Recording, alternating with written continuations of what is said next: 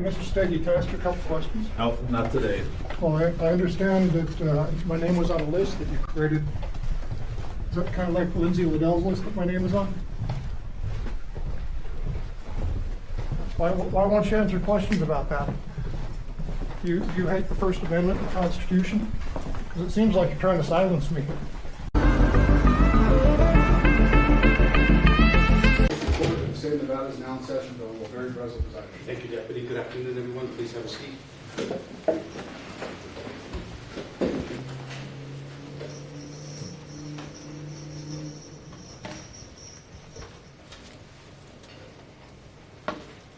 Okay, we're on the record in case number CO 19-1535B, State of Nevada versus Stewart, Evans, Handte. Mr. Handte is here. Good afternoon. His attorney, Mr. Day. Hello, Mr. Day. Prosecutor, Mr. Stege, and Officer Kane from the State of Nevada Division of Home Probation. Welcome to you all. This is the time set for a hearing on request by the division to have the court find that there has been a technical violation of Mr. Handte's probation by virtue of certain posts that he has either made or adopted or forwarded on his social media account or accounts, among other things. Just a reminder, there's been a request to allow these proceedings to be taped, audio and visual, I presume, which has been approved. Any other requests have been, I believe, granted, provided that whoever seeks to use what's happening here on their platform or for news commentary needs to go through the one main camera and video. You can't do it yourself. No personal electronic devices allowed in court to video or audio record any of the proceedings. Okay, we had a hearing 3 or 4 weeks ago based on a violation report that was filed 3 or 4 weeks before that. This hearing today has been a long time coming. Go back in time, the concern raised was not the type where the division is saying, Judge, yeah, there's been a non-technical violation, please find so, please revoke Mr. Handte's probation, have him do 4 years in prison. No, there was no such ask, and there was no conduct that would justify the ask. Instead, the ask was, Judge, please get Mr. Handte back in here, find a technical violation that occurred, remind him what he can and cannot do, because if it happens again, he runs the risk of even more severe sanctions, like jail or full revocation. The court appointed Mr. Day to make sure Mr. Handte had proper representation. There was a request somewhere along the line to have this hearing done remotely as opposed to in person. The court denied that. The court doesn't have probation revocation proceedings remote. Has never done that, and there was no cause to break from that in this case. The state filed an exhibit list and then some documents and audio recordings of evidence that they believe will be entered into court today under the Anaya versus State case from Nevada 1980 Supreme Court to justify a finding of a technical violation. In the meantime, there's been a minor flurry of filings. I believe the defense has filed a motion to postpone this hearing and or a memorandum with respect to First Amendment rights. The state has filed something in response. I have read none of that. I'm not prepared to address anything that's been filed in this case in the last 2 or 3 court days. How come? Murder trial. I was in a murder trial the last 2 weeks. I got over end of last week.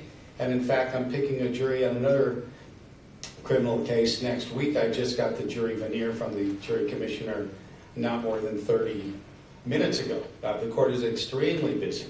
And There's been no timely filed motion to postpone this hearing again, much less a response, much less a reply, much less a request for submission that gives the court a meaningful opportunity to review and consider.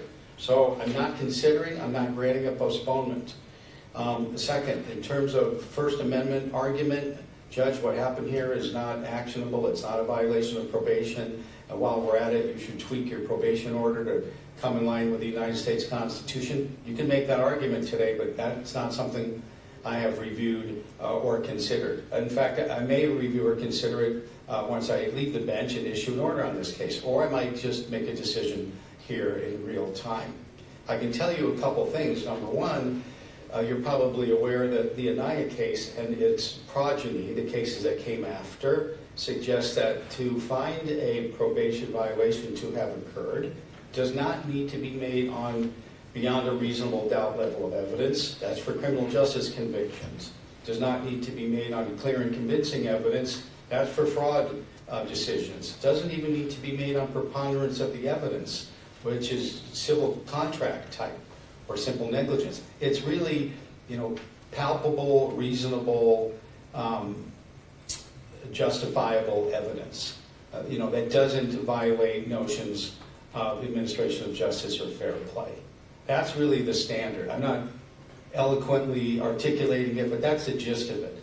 Hearsay can be introduced, and of course people can have testimony. Mr. Handte can testify from his table, or he can come take the oath up here at the witness stand. Actually, if he's going to testify, I'll have him come up here because that way he can be cross-examined if the state chooses to do so. And then the officer can also testify if he'd like to about what he believes the evidence has shown, and then parties can make argument. I have reviewed, because I received it, early last week, state's exhibits, which are really didn't take that long to go through. From the TV show with Kevin Costner, going to the train station. We've looked at that, and then different clips of people being taken to the train station, which appears to mean they're either killed or they're there to have their body disposed. I've seen videos that other people have made that have the court's personal financial information on there that apparently Mr. Handte either adopted or forwarded on, or at least is on his social media account. I reviewed, again, the conditions of probation. I reviewed the notice of technical violation that the division has filed, and we're prepared, the court's prepared to go forward. Now, if somebody wants to make a statement, I'm reluctant to do this at this point, either counsel, in response to anything the court has said, to see if I procedurally incorrectly identified it or misstated the law or why we're here.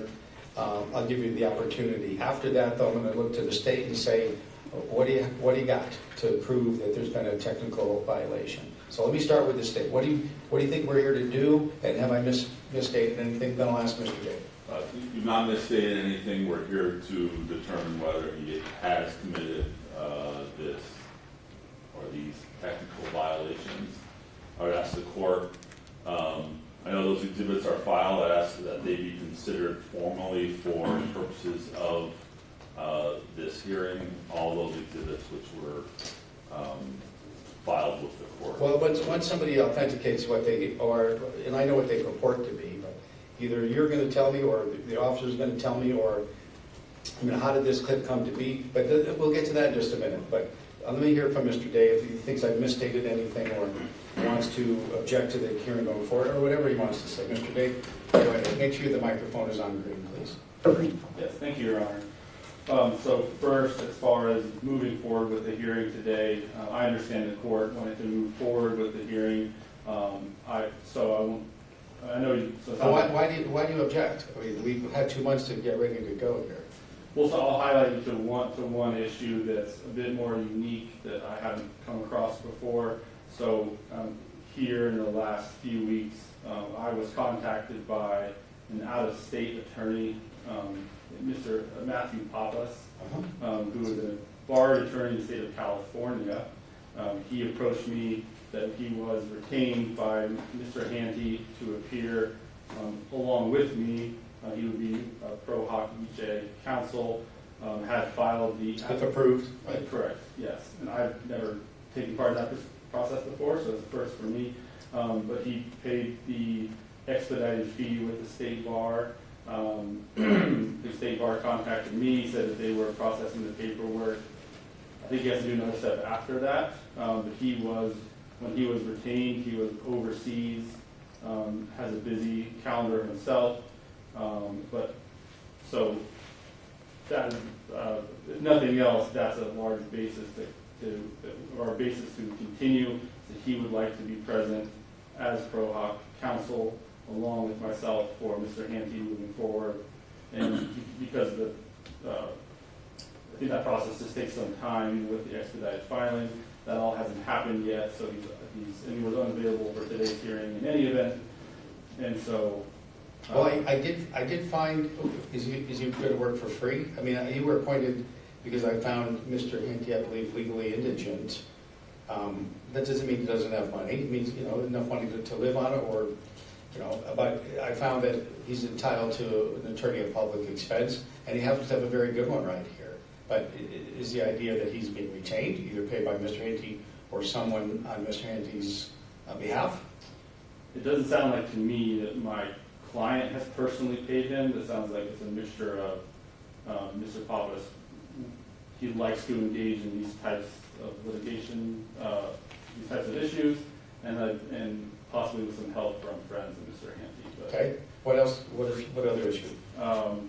Well, so the only, I guess, real witness issue I have, so to speak, and you maybe can just dispatch with this, but as far as his California probation officers, I myself have gotten out of back-to-back jury trials in 2 different jurisdictions, played phone tag with his California probation officers a lot of times, and so I know what they would testify to. I don't have them here today under subpoena in presence to testify that Mr. Hante's doing very well, that they have no issues with him whatsoever as far as they're concerned in the state of California.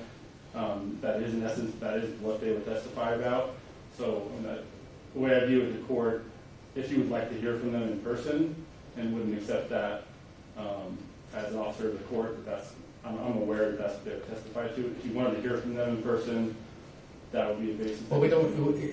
Okay, but you're unable to say right now, Judge, if we rebooted this for Tuesday of next week, if you carved out a few hours of your trial time, he would be here. He said he's going to be in town. I can make sure he's here. You just haven't heard from him. Fair? Well, I've heard from him, but not to iron down an exact date he could be here. He was very interested appearing over Zoom, which I know this court doesn't love. And so, no, I don't have an exact date for you that he could be here. I would work to convince him to come here in person. That's, serving him a subpoena. Try to avoid that for an out-of-state law enforcement officer. I mean, it's not as if his testimony is 2 hours long. It's that as far as they're concerned, they're working with Mr. Handte. He's in compliance. What do they know what the allegations here? I mean, when you have that discussion, They've received, my understanding, they received this report. have you talked to them? You mean these proposed exhibits or just a report? Just the report, but as far as, I guess, so notwithstanding the specific allegations in this violation report, as far as his behavior in California, checking in, having a job, trying his best to pay his fines on time, living in a safe environment, not getting in trouble. Checks all those boxes. Yes. So, Judge, if you're not going to postpone the trial, please accept my offer of proof. Yes. Again, without knowledge of whether he would come to the same conclusions if he were aware that there were certain videos being posted either on Mr. Hante's social media platform or being furthered by Mr. Handte.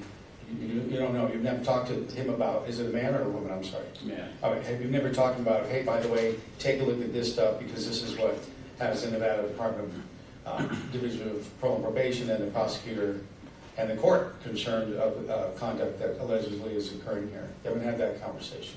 No, not in detail. So no, just to be clear, I don't know exactly what he would say as far as his reaction to it. I guess meant everything else that a normal probationer is supposed to do, Mr. Handte is doing, and then we have these issues. Okay. All right, I'm not going to postpone the trial because there's a Pro BG application that might be filed on behalf of someone who's licensed in another jurisdiction. A couple of reasons. While attorneys are able to, while clients are able to, change attorneys, it's too amorphous right now for the court to say that you're right under the Constitution is implicated if I don't postpone the trial. Is anyway impaired. Plus, these allegations have been a couple months in the system, and so with all due respect to Mr. Handte, he knew or should have known that this day would come at some point. If he wanted a different legal representative, this is a day and time we've all had circled on our calendar. So, and again, just want to emphasize for everyone, this is a technical violation. Now, certainly an important one, we wouldn't be here, or Mr. Handte and the state wouldn't be as concerned, and the probation officer. But no one is asking to revoke Mr. Hante's freedom, and in fact, I don't believe, unless something's changed, the state or the division, even if the court finds a technical violation, is going to ask for the court to remand Mr. Handte to jail.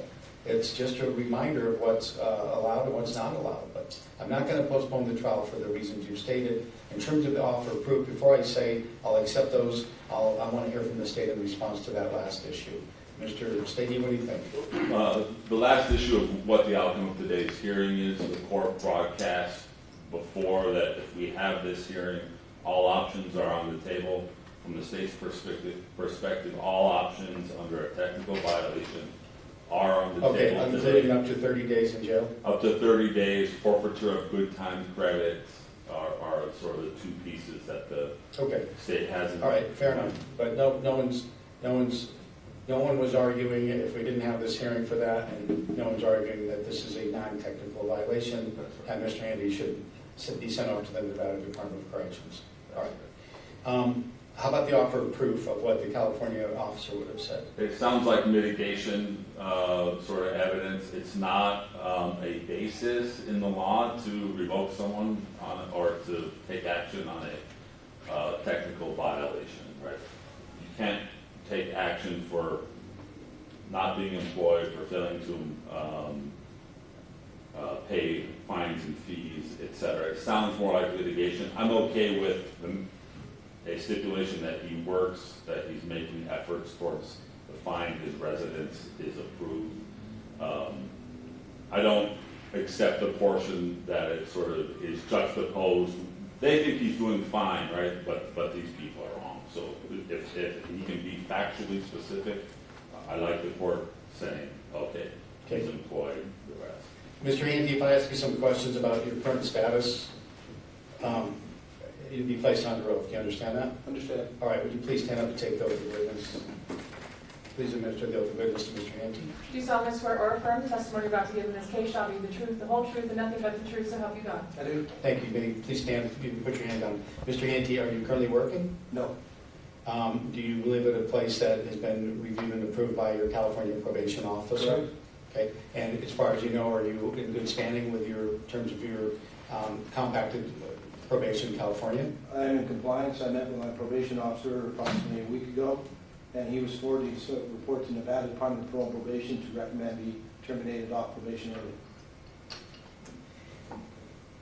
Well, that's good news for you, but I'm not sure your probation officer is aware that the probationary term here is 3 years fixed term. He is. We've had many discussions, Judge.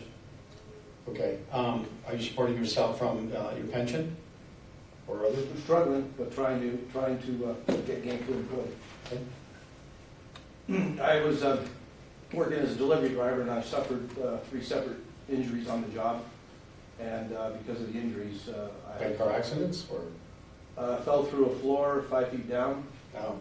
and attacked by 2 dogs. Sorry to hear Tore that. my hand open, and then tore my ankle coming out of a shade into the sunlight in the driveway on a steep embankment. So I may think I'm younger than I am, but I'm not. Well, you seem pretty fit. That's embarrassing. That's someone's opinion. I appreciate that. But I've been looking for. Let's get right to this, because let's just talk about this. This video about going to the train station, you understand why you've got people concerned with what's happening here, Mr. Handte? Mr. Day? I mean, I can talk to your client now, or he can be examined, or he can say, I'm not going to testify. Or do you want to try to work through this so it makes some sense of all this and doesn't involve Mr. Handte going to jail? Yes, I mean, my intention, I mean, I appreciate the court trying to cut to the chase, but I'd like to cut to the chase, but if you say, Judge, let's have the state examine, let's hear from the state of Nevada officer. I mean, let's take a step back. If you find personal information about a judicial officer, you know, you can look up anything you want to. It's just you can't post it online or let somebody else post it online and you adopt it on your own website. That's not cool. In addition, there's been an allegation that some direct communications or comments about a prosecutor that used to be involved in this case, Mr. Strawa, has been made. That's specifically not allowed under the terms of the probationary grant.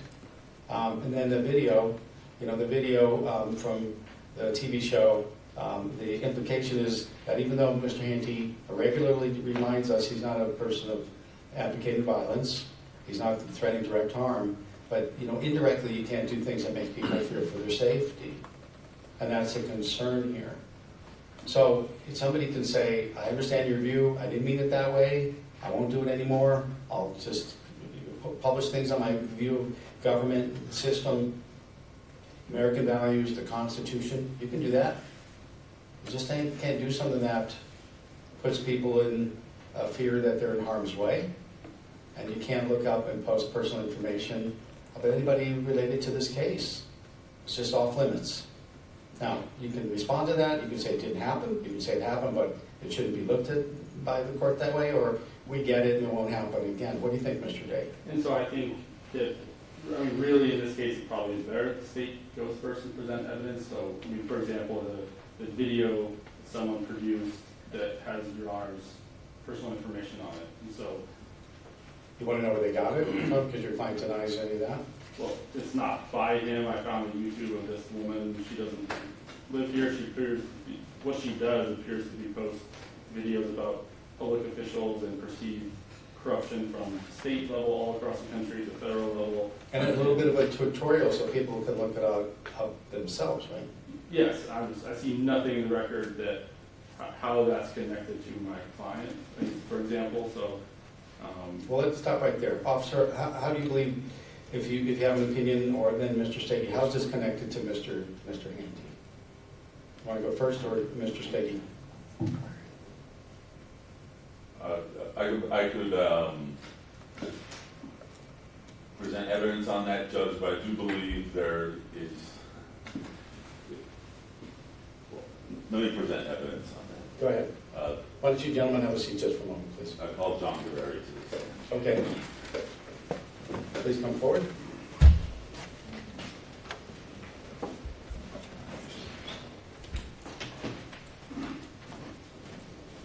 Would you please take the other witness?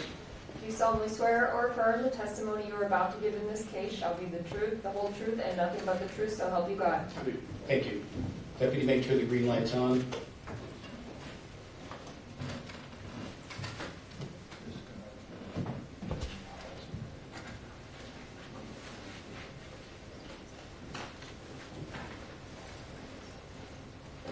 Good afternoon, sir. Please slide in, get pretty close to the microphone. Will you please tell us your name? John Guerrero, How do you spell your last name? Gurriere. Thank you. Mr. Stege. What's your current occupation and position? Currently employed as an intelligence analyst for the Washoe County District Attorney's Office. Are you a post-certified peace officer? I retired from the Washoe County District Attorney's Office in 2023 as a supervising investigator in good standing. And you're familiar with the prosecution of Mr. Handte, is that correct? Yes. And in your capacity, you became aware that the division was interested in Mr. Handte's activities while on probation, is that correct? Yes, And in fact, you yourself became aware of some of the activities of Mr. Handte. yes. Let us start with an email sent to Mr. Hicks referencing the train station situation. So an email was forwarded to me by my chief on, I believe, August 5th. Of this year? Of this year. From Mr. Handte. It was sent to a laundry list of people to include county commissioners, court personnel, other people associated to Mr. Handte, but specifically District Attorney Hicks. And you were aware previous to that as a condition of Mr. Handte's probation, that he should have no contact with the DA's office. Yes. And so outline the contents of that email. So based on the contents of that email, I was asked to look into it, and based on the perceived threat that people took from it. Specifically, Mr. Handte writes, just from the top of my head, Your Honor, these people need to be taken to the train station. What did you interpret that to mean?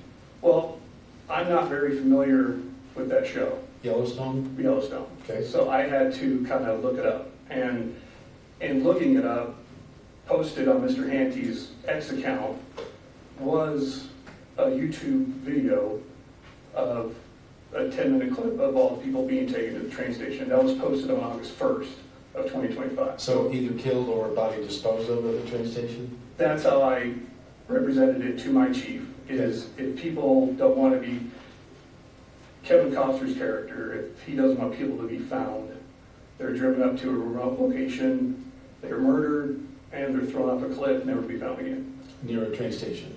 Well, that's the reference, is the code for his crew to take somebody up to murder them, is take them to the train station. Okay. And that's what specifically was what Mr. Handte said in his email, that these people, or he said some of these people need to be taken to the train station. All right, Mr. Stege can continue. And that with, well, how did you know you're looking at Mr. Hante's X account? I searched just a general search of Stewart Handte on X. It comes up with him with his picture. He's on an NHP uniform on an NHP motorbike. And under that profile was a link to everyone being taken to the train station. Correct. And was that link referenced within the email in August that you're speaking of? That I don't recall.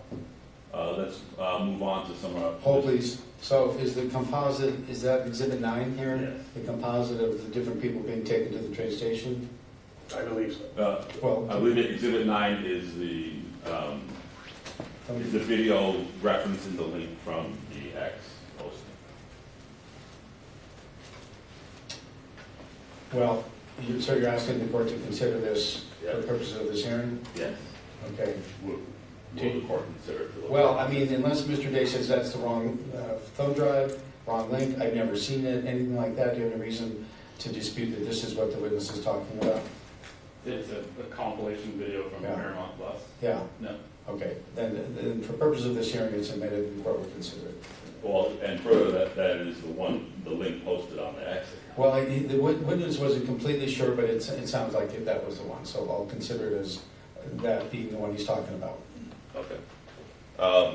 Tell us more about postings on Mr. Handte's. Well, how did you, as an investigator, sort of career person in law enforcement, take that posting? Well, so after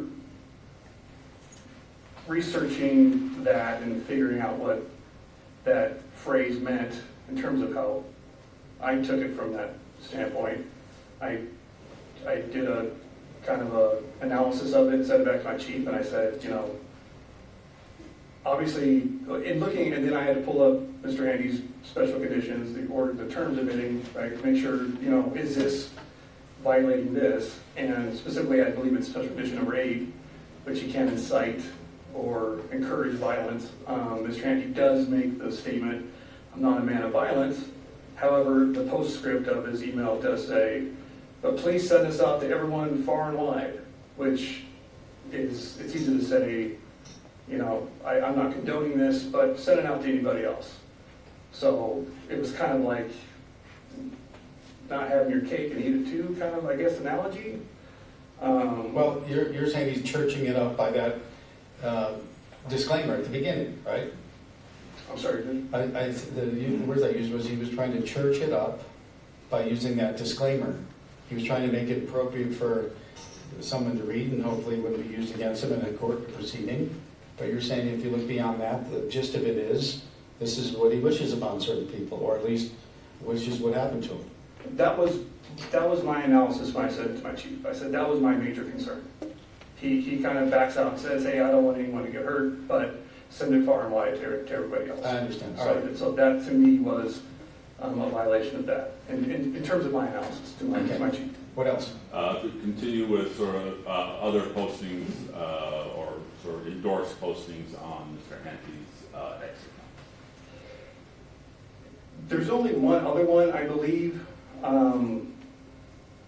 If you're indicating the one about, he reposted something on his X account about politicians, what to do with them, and it's a picture of gallows, like with nooses on it, having to do with him being a victim of injustice and kind of the same narrative. Right, and you're aware that sort of Mr. Handte has had a long sort of narrative, sort of as himself as a victim of government corruption. Correct. Despite himself having been in the government. Correct. And that posting, is that the government repair kit? Yeah, Posting? yes. And that post dates the violation report. Yes, I believe so. And so even, right, it's called to his attention in the violation, but then posts the government repair kit being in gallows for 3 nooses. Correct. The judge had addressed the videos related to personal information of the judge. Is that something you yourself came across? I think it's called the Maxi Pen posting. So that one, I'm a little, so in my position, based on the initial email that was sent, he was kind of on my radar, just to kind of just see what he's been up to. The one reference to, if you're talking about, is it a woman that's kind of talking about Yes. this court specifically? Yeah, about Judge Breslow, Okay. property holdings, the sort of research that she did and infers sort of corruption or something like that. My recollection was I found that on his X account.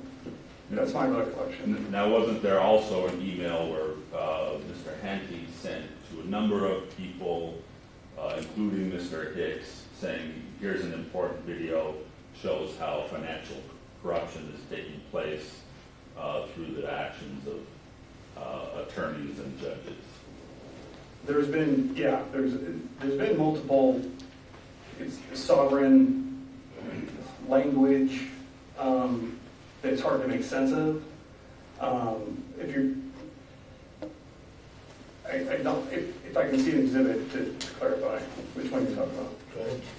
Well, you can approach it. I'm referring here, I believe, to Exhibit 4.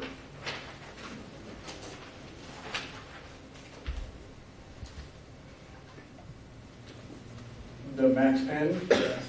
So the Max Pen link was actually attached to, if I remember it correctly, to the email that he sent on August 4th or 5th that included the train reference, the train station reference. So in looking at that, yes, that was, again, my interpretation, nonsensical, sovereign, everyone has a trust fund, secret trust fund, trust in estates and government conspiracies. I mean, I just like, it's hard to explain.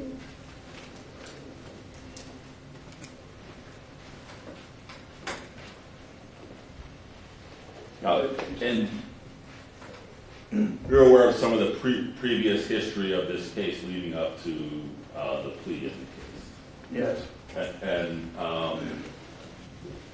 did you in that context see or observe sort of a fascination with or claims by the defendant against the court or the judge in this case surrounded these themes of sovereign citizenship, corruption, government, or negative feelings about the government? Understatement, yes. Understatement how?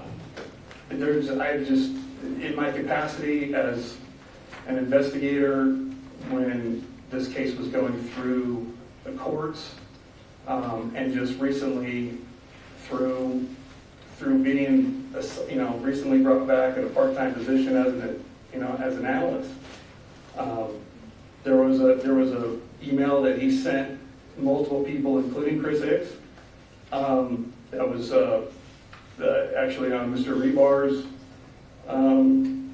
social or auditing 911 account. Or So you gestured because Mr. Rebar's here. Yeah. Okay, please continue. It was a video that I believe was posted in May, or it was made in May of this year. And Mr. Handte goes into he kind of always goes into his case, and Your Honor, I would object at this time. I believe this would violate best evidence rule. He said this testimony about a piece of evidence that's not in evidence, not before the court, video that presumably could or does or did exist, and it's not before the court. Mr. Stege? Title IV of Nevada Revised Statutes, the rules of evidence apply in all proceedings but bail hearings and revocation hearings. Okay, hold on, give me a moment.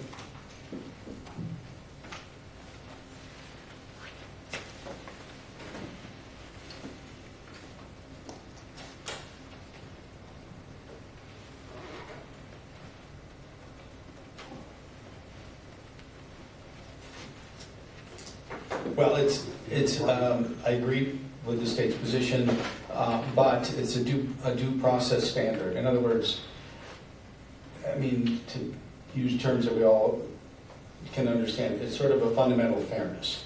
So if Mr. Gay says, Judge, that's not fair because he's referring to something I don't have, or you don't have in front of you, and so we're getting a little bit off base, I would say I don't quite agree, but I'll keep my antenna out. So objection overruled. You may continue to inquire of the witness about that. We at least continue about sort of the Rybar-Handte connection, sort of, especially in recent times as it relates to the present allegations.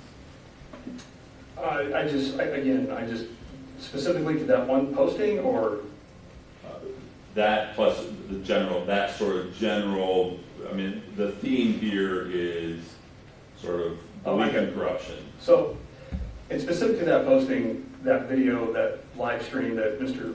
Rebar did on his YouTube channel, Mr. Handte kind of goes into his case, which he always does. He talks about his case and the injustice of it all. And then he starts specifically talking about the death of Judge Hicks, Christopher Hicks's father, and how it was a hit, and it's a conspiracy, and it was just beyond the pale to me, but I mean, so far out there. So that's one example in terms of the conspiracy. But the fact that he sent it to Chris Hicks, talking about his father. Your Honor, I object again. There's nothing in the record. There's no evidence that he sent some video to Mr. Hicks questioning the passing of his father. I'm not saying that. Well, you can, the objection's overruled. You can cross-examine him, and if Mr. Handte wants to straighten the court out that it didn't happen or it didn't happen that way, I'll certainly take that into account. And you are aware that sort of during the prosecution, this types of statements, sort of threatening statements, the judge called it churching the comments, right? Sort of using violent rhetoric was sort of an asterisk, a disclaimer, sort of another analogy might be a pink-colored AR-15, right? Sort of violence, sort of cloaked in non-violence. Were you aware of those concerns during the prosecution of Mr. Handte? Yes. Which led to the request for the condition?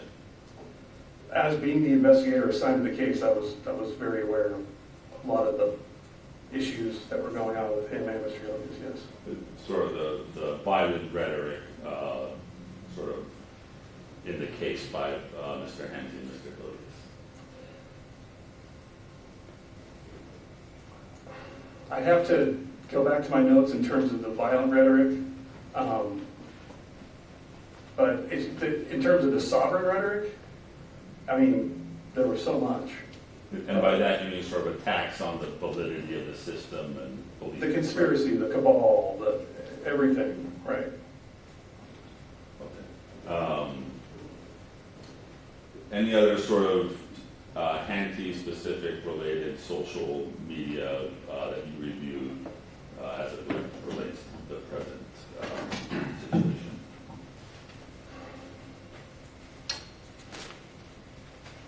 It's, again, I believe in terms of the stuff that I've seen, there's been at least 4 emails sent directly to Mr. Hicks, amongst others, including those blasts. August 4th, August 24th, September 8th, off the top of my head, those are the dates that were sent. The first one had to do with the sent him to the train station. Second one, or third one, had to do with the interview. He just basically just sent the link and blasted the one that he's talking about, Mr. Hicks' father. He just sent the link. The one about I found I believe he posted on his ex account, the one about this court, the financial information, and then I think that's about, in terms of what I saw. So your last point there, so there was on the X account, Mr. Handte posting the judicial property video on YouTube. The only way that I would have come across that and advised my chain of command was either he sent it to us or I found it on something that he posted. So that's One or the other. one or the other. I mean, that's the only way I found So it. let me interrupt just for a second. So here's what the court's notes are. The things that Mr. Handte did that he's not allowed to do under his probationary terms. No contact with court personnel or any official that was involved in the underlying case. No inciting to violence.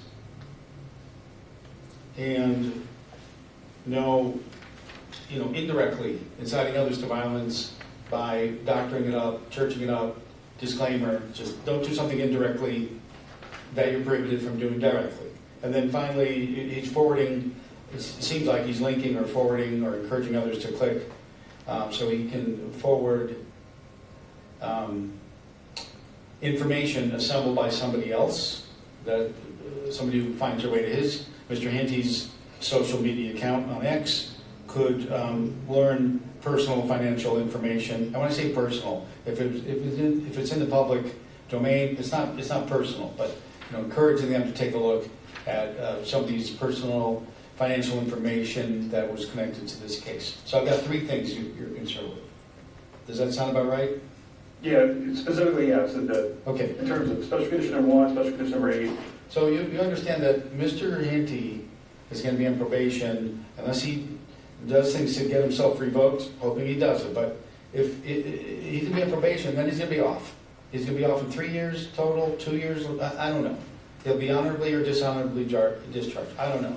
But at some point, these restrictions about contacting, emailing, posting things, they don't apply. They apply while he's subject to supervision by the State of Nevada Division of Parole and Probation and through compacting with California. Do we all agree with that general proposition? Or because if you thought a crime had occurred here, then somebody in theory would have charged Mr. Handte with a new crime. And that's different than violating the terms of your probation where you're prohibited from doing things that other people are able to do. You agree with that idea? Oh, not necessarily, Your Honor. I believe that the train station comment, at least I know one person that was involved in that email chain, and they believe it was a veiled threat. So that could go toward new harassment charges toward Mr. Handte. At this point, the avenue was to, hey, is he still on probation? Can this be addressed via that route? Got it. What do you think? Same? I agree, and I think it's important that the court remember the history of this case. The very many times Mr. Handte was before the court, and the court sort of took a very gentle sort of chiding tone with him for much of this same violent rhetoric against public officials. I do note that condition B1, use court personnel, specifically laid out against the DA's office. That's at line 26. I see it. I have it right up. So You're saying that's completely what he's not allowed to do? He it's did it? completely what he's not allowed to do. The court has probably told him in this courtroom 3 times to knock off the violent rhetoric, and here we are back. I agree with the court that at some point you will be off probation, but we all know the law allows the court to craft conditions so that we can all have Mr. Handte rehabilitate himself, including this condition being tailored for a specific type of rehabilitation and understanding of what's appropriate. Okay, 1 or 2 more questions for this, and for this witness, and I'll ask Mr. David if you'd like to examine him. I would pass the witness. All right, thank you. And I will say that the foundation for, virtually all the exhibits that are on this have been met. Either they're part of the court file, the witness is just identified generally if he thinks these are them, and so I'm of course inclined to review and consider these as part of the basis for which the division is asking for a technical violation to be found. Please continue. You could have, can I ask my question first? I would like to make a record about Sure. at some point what you just said. Absolutely. Well, I guess I'll make a record first. So I disagree with admitting, and the court consider, I get Exhibit 9, the Paramount Plus compilation. Right. That's it. fine. But Exhibit 10 and 11, I strongly disagree with. That there's a video that's reportedly created by a Renee. Well, the link was on Mr. Hante's website. It isn't. Now, if you're saying that you're going to show me why that didn't happen? That's simply, so to my knowledge, that's not true. And I've seen no evidence that would show that that's true. I've seen the Twitter X post with the Paramount Plus link, Yes. Exhibit 9. That makes sense. I see a connection there, for sure. I see zero connection in Ms. Weiler's post, one of them being 8 months old, another one being, Exhibit 11 is 3 years old. And I saw no exhibit mark that shows it's ever linked to Mr. Handte in any way. That he's Well, tagged it. I thought the witnesses testified these were on Mr. Hante's X account, but you can examine them. If I have it wrong, I won't consider these in aggravation under the, for the probation revocation request. And then, so I guess I would say the last point on that kind of led me. I understand the court can accept testimony, but that's, again, as opposed to Exhibit 9, where you have before you a exhibit that shows it, there's nothing to show in evidence any link between those videos, they're very old, but any link between them and Mr. Handte. And the broader point I'd make here is that a lot of the testimony the court just heard is not contained at all in the listed reasons we're here in the technical violation report. I looked very closely. Basically all that testimony was just actions that happened in August of 2005. There was in fact zero allegations for anything in August 2005 in this technical violation report. And I've done a lot of NI hearings.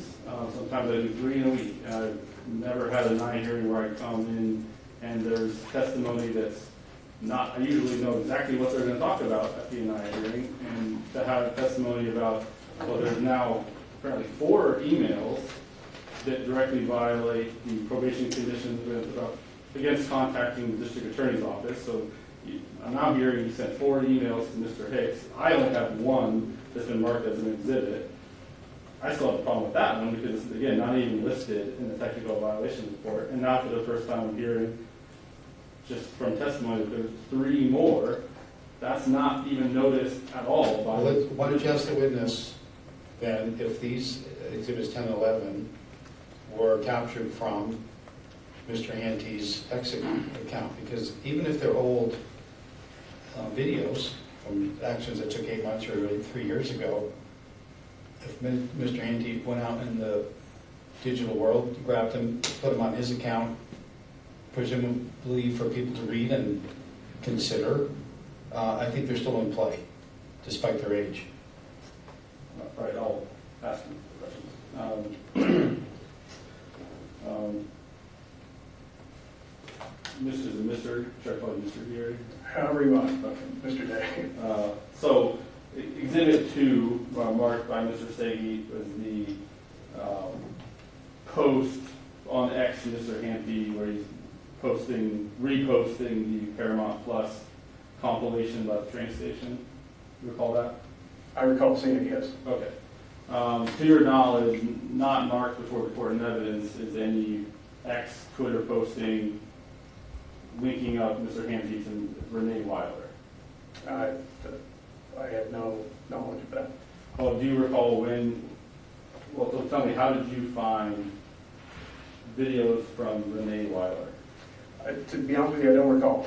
I just know that, like I was trying to tell the state, he's on my radar, and anything that I see that pops up, I just forward it. And then when this hearing happened, or when this hearing was set, I was kind of just going through all my emails and just kind of saying, FYI, FYI, because I didn't know that there was an actual violation going on. And so, correct me if I'm wrong, part of your job, you're, as an analyst here in this case, you're trying to gather as much information about maybe ongoing conduct by person or persons relating to this case. So in this case, Judge Breslow, Mr. Handte, Mr. Stege, people like that. Well, my current assignment, as it changes, is, in terms of how it says it, is threats and security. So threats and security to the office, threats and security to personnel, and so that's what, I mean, Mr. Handte wasn't on my radar until he sent that first email about the train station, and then I was assigned to look into it, and then more emails came in. And Miss Weiler herself, do you know her at all?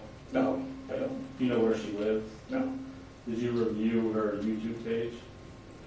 I don't know if I did. I just remember, I don't know if once I saw that reference to take him to the train station, the video Paramount Plus thing, if I started kind of digging deeper into Mr. Handte's X account and just seeing what he's been posting, and that's where I found it. Because I wouldn't have seen it any other, I'm racking my brain thinking how I would have seen it. Well, it sounds, so correct me if I'm wrong, it sounds like you're looking into maybe other people who are critical of the district attorney's office as well. You just mentioned Mr. Rebar, correct? No, not Mr. Rebar, just any threats that come in the office, and that's my kind of role. Well, hold on. We're spending more time on this than I think we need to. Do you know if the Renee Weiler videos were captured by you to give to the division or the DA to use in this hearing, were taken from Mr. Handte's social media account, or do you not know? I believe I sent it to Mr. Stege. Okay, because you had it from some source, Correct. and you're not sure, or you don't remember, as you're sitting there, from what source you grabbed it? Correct. Fair. Next question. Now, regarding the first email we're talking about, Unless Mr. Stege rehabilitates that or gets the court another reason, then I tend to agree. 10 and 11 are not in play here. all right. Moving on to Exhibit 4, that's that August 5th email from Mr. Handte to, he called it, a large number of people, correct? Is that the train station email? Yes. Yes. Okay. And there's a lot of people, fair to say, there's a lot of people email was to, and a lot of people, even more, that it's CC'd on the email, correct? That's very good. Mr. Hicks is one of approximately 25 people who are CC'd, correct? Approximately. Okay. Now, your first review You weren't sure what ride to the train station, what that meant. I didn't. And fair to say, on its own, that's a pretty ambiguous statement, right? If you don't know the show, Right. yeah, I mean, it was ambiguous to me. I didn't know what it meant. And you're familiar with the phrase, you know, they should take the next train out of town, or the next bus out of town. Have you ever heard that statement, that phrase before? In general, Yeah. I guess. Okay. I've heard a judge say that to a defendant. And so that's, again, kind of context matters. You have to, it's open to some interpretation, right? In terms of your example, Yes. I guess, yeah, I guess that could be open to interpretation. And so it wasn't until, you didn't know exactly how to, fair to say, you didn't know exactly how to take that statement until you do further research and see that it's a quote from the show Yellowstone. Yeah, I didn't know what the threat was, and so I simply just Googled it. Okay. We're in the same boat because I didn't watch that show either. But now you also referenced there's Mr. Handte has had in the history of the case other posts that you find odd or conspiratorial. Is that fair to say? Yes. And that leads you to be concerned about him. Is that fair to say? It's just that in terms of my role, it's in how he's interpreting it or relating it to either who I work for or anybody that I kind of have a duty to warn, I guess. But that's what my job is right now. Not just Mr. Handte. I mean, there's a lot of other characters out there that say stuff and they send it in. So Right. So there are people I'm sure you see fair amount of people are maybe displeased with one thing or another that the district attorney's office may have done or not have done. Fair to say. yes, And sometimes they're may not even be based in reality. Is that fair to say? that could be very fair to say. Yes. Sometimes they show lack of understanding of how the system works. Yes. Okay.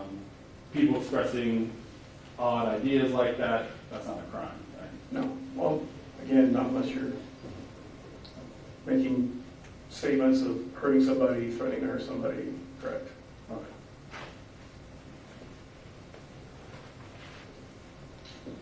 Now, did you read or review the technical violation report filed in September 2025?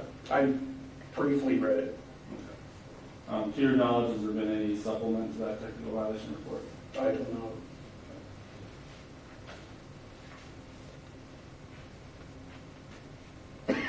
I'll pass it on. All right, thank you. Any redirect?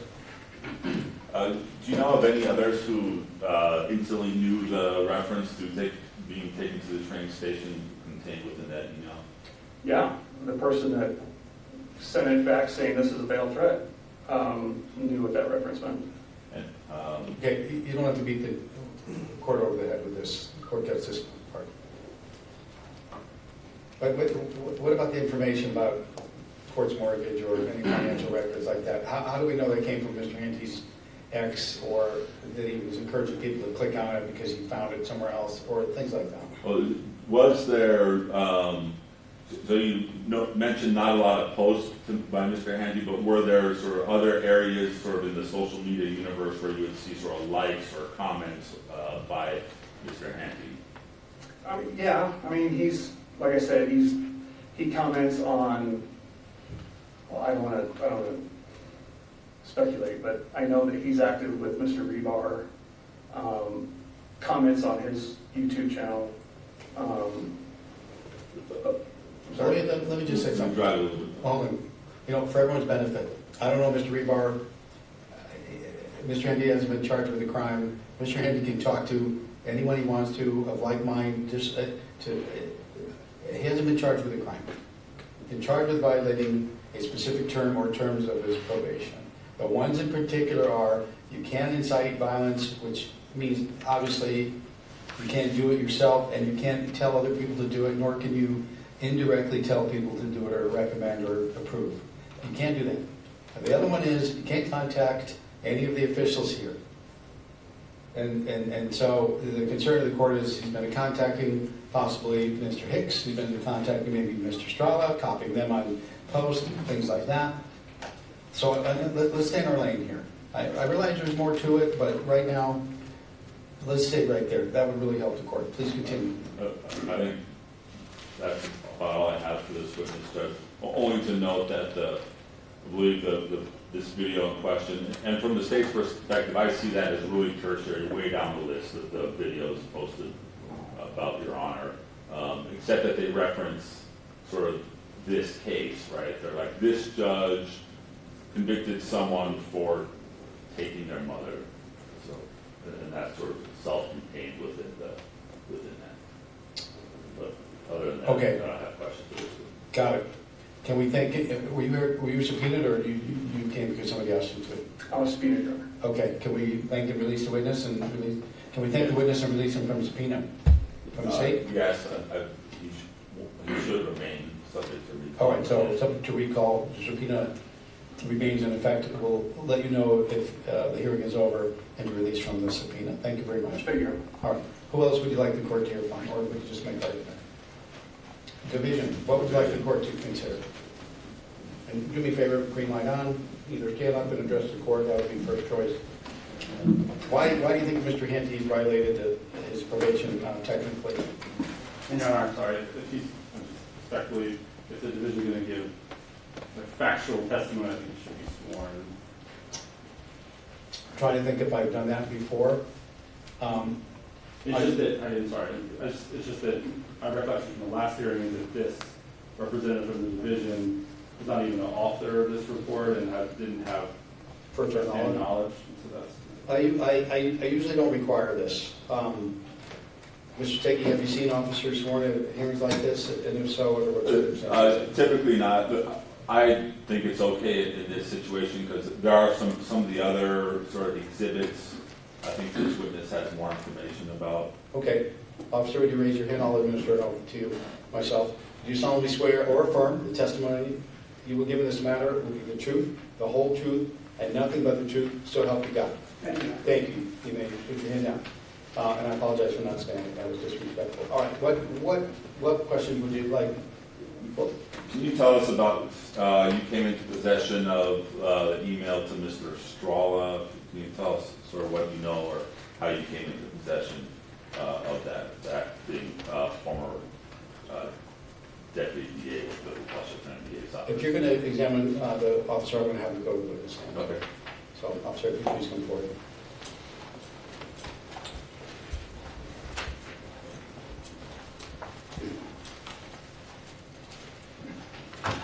Thank you. Please slide forward. Get pretty close to the microphone. And actually adjust. Please tell us your name, spell your last name, and then please tell us who you work for. My name is Paul Kane, C-A-I-N. I work for Nevada State Police, Division of Parole and Probation. Thank you. Please ask the question again. Did you come into possession of emails between Mr. Handte and former Washoe County Deputy DA Mr. Strala? Yes, I did. And how did you come into possession of those? They were forwarded to me from the Las Vegas office. The author of the report, Ms. Sonia Serena, she's the one who had them all forwarded to me when I requested them. Did you also come into possession of a text message string between the defendant and a member of the Story County Sheriff's Office? Correct. And again, that was forwarded to me from the Las Vegas office, staff member Serena. And do you know the context of any, the Story County situation? Because I believe Mr. Strala now is with Story County as well as the deputy sheriff. Yeah, I believe he had reached out with concern, had mentioned that they were in the same fraternity back at UNR in the day, worked together in several law enforcement DA cases. Mr. Handte had sent him a text, calling him a couple derogatory names, talking about, I believe, the instant offense case and the defendant, his co-defendant, made a couple of threats about pulling his post certificate, so forth. And, okay. And was that, I guess, talk to us about the process of someone being sent to probation here, but they're in California being supervised by an officer sort of with very little connection or no connection to the case. Well, in Mr. Handte's case, being honest with him in California, you have to abide by his rules and conditions from California, but these oversee his rules and conditions from this court here in Nevada supersede California, so he has to abide by the terms and conditions set forth in his probation agreement that he signed and dated. Is there someone locally in this area from the division that monitors the California or another state's supervision? Yes, the Las Vegas office. So when people transfer out of state, the Las Vegas office handles those. It's all communicated through the federal process, interstate compact. For example, Mr. Handte's California supervising officer should be sending review letters, basically quarterly, I believe, to the Las Vegas office. I'm sorry, I asked in this area, like in the Northern district Nevada? where someone is sentenced, or the region, Northern Nevada, Southern region, that would monitor a Northern Nevada probationer in California. No. Okay. And so how does that affect the local probation officer attached to the second judicial district? How does it affect their ability to monitor a out-of-state probationer if they have to go through Las Vegas to get to California? Point in case at hand, I was the representative of the division. I now handle the interstate compact division. But again, I'm not familiar with these cases. I just get the report. I represent the division to the best of my knowledge. And so you, for example, if there were an issue, the contact would be between not a local PO, but a PO in Vegas dealing with all the out-of-state compact people for the entire country. Well, is Vegas just California compact or Vegas for the whole country? So anyone in Nevada who interstate compacts out of state is handled through the Las Vegas office. Okay. Okay, so, but that PO in Vegas would not be communicating with you unless it gets this far. Correct.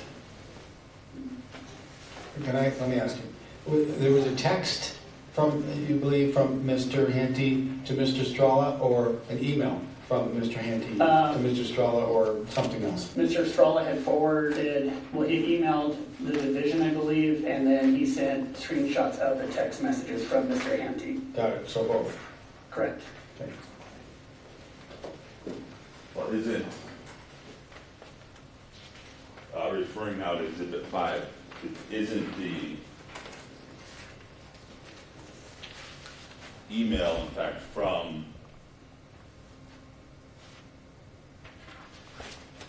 Handte to Roy Strala? Don't look at that. Yeah, if I can.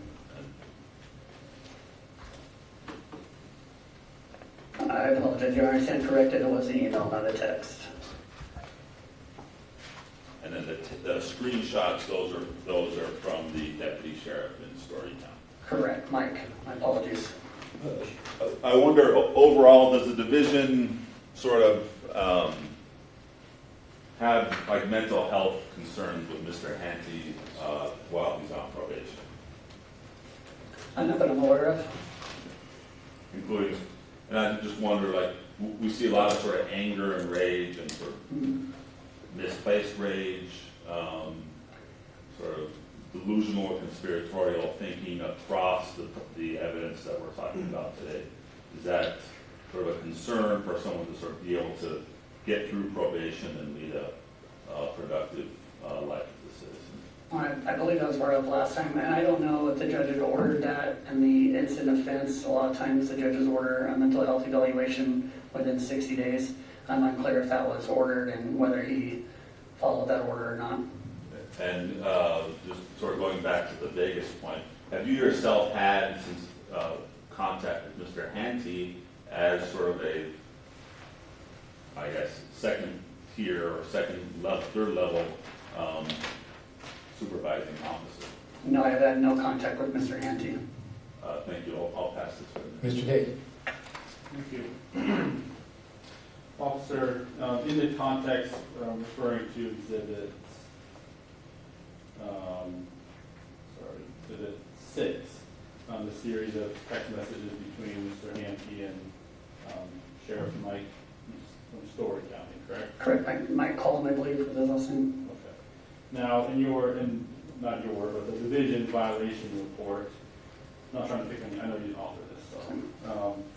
But in the violation report, Officer Serena indicates these messages, these unwanted text messages from June of 2025. You recall that? Yes, Okay. it's in the violation report. Now, in Exhibit 6, these series of messages, they appear, fair to say, to be largely dated 2024. I said no. I did not look at the date. Well, let me.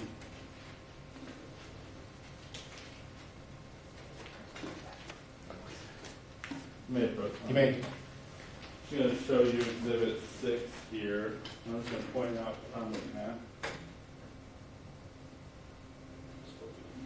Yes, March 29th, 2024. And you just flip through those pages and look at those timestamps. Second one of that is say March 29th, 2024. And the last one to talking about a Sergeant Joe Welsh is dated April 20th, 2024. Thank you. Can I approach again? Yes.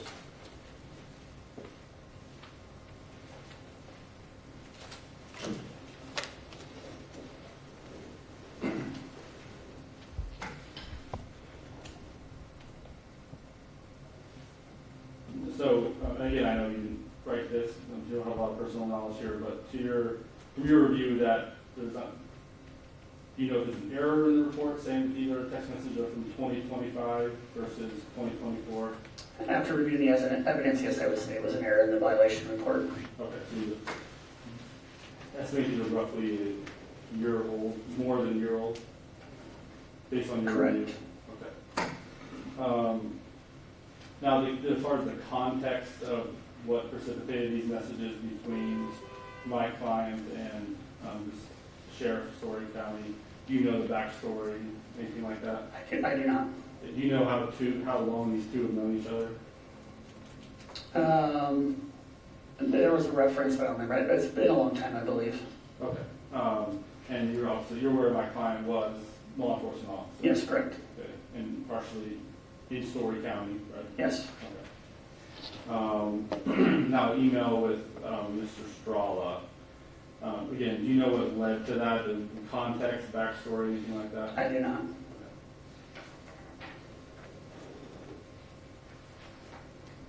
And then I guess lastly, you initially answered, Mr. Stege asked you, do you have mental health concerns? My client, you stated no. Is that correct? At this time, no. I'll pass it. Anything else, Mr. Stege? Do you have concerns about the defendant's use of, for example, the train station reference? Yes. Had I been Mr. Handte's supervising officer, I would have wrote that technical violation right away. Obviously, I would have articulated it differently, hopefully make sure it was correct, but it's a very, very huge concern, and I would take that as a threat. Thank you. No further questions. Anything based on that, question answered? Just very briefly. And so when you say articulated differently, what you mean, correct me if I'm wrong, in the violation report, which again, it references a quote TikTok video where Mr. Handte himself is saying, presumably into the camera, time for them to get on the train station, correct? Correct. And then here in court, it appears to be Mr. Handte reposting without comment a compilation video from Paramount Plus, right? On his ex account, correct. Okay. That's all I've got to Well, the innuendo being he tacitly, adopts the spirit of whatever is contained in those scenes. Is that Yes. what you understood it to mean? Yes, Your Honor. Okay. That's all. Thank you. Appreciate your testimony. We step down. Mr. Stege, what else would you like the court to consider? In terms of evidence, nothing. But we want to turn to the defense for potential. Okay, so let me just tell you this. For purposes of this, I've got testimony from 2 witnesses. I've got your argument. I've got exhibits 1 through 9 that the court will consider an aggravation as to why you believe a technical violation of probation has occurred. Mr. Day, what else should the court consider? And you want me to hear from Mr. Handte some more? I'll be happy to put him on the stand. You can ask him anything you want relative to this case. I just have, You bet. You take your time.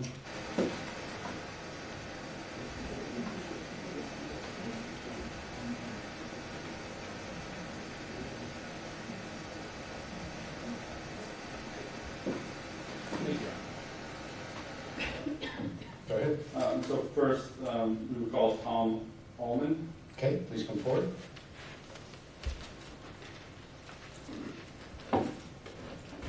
Good afternoon, sir. Welcome to Department 8. Thank you very much, sir. Please administer the oath of witness.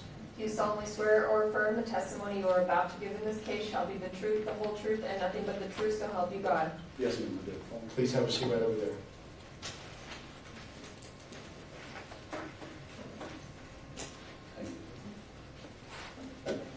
Good afternoon, welcome. Do me a favor, take the microphone and stop. Yeah, it's sort of hanging off the end of the boat there.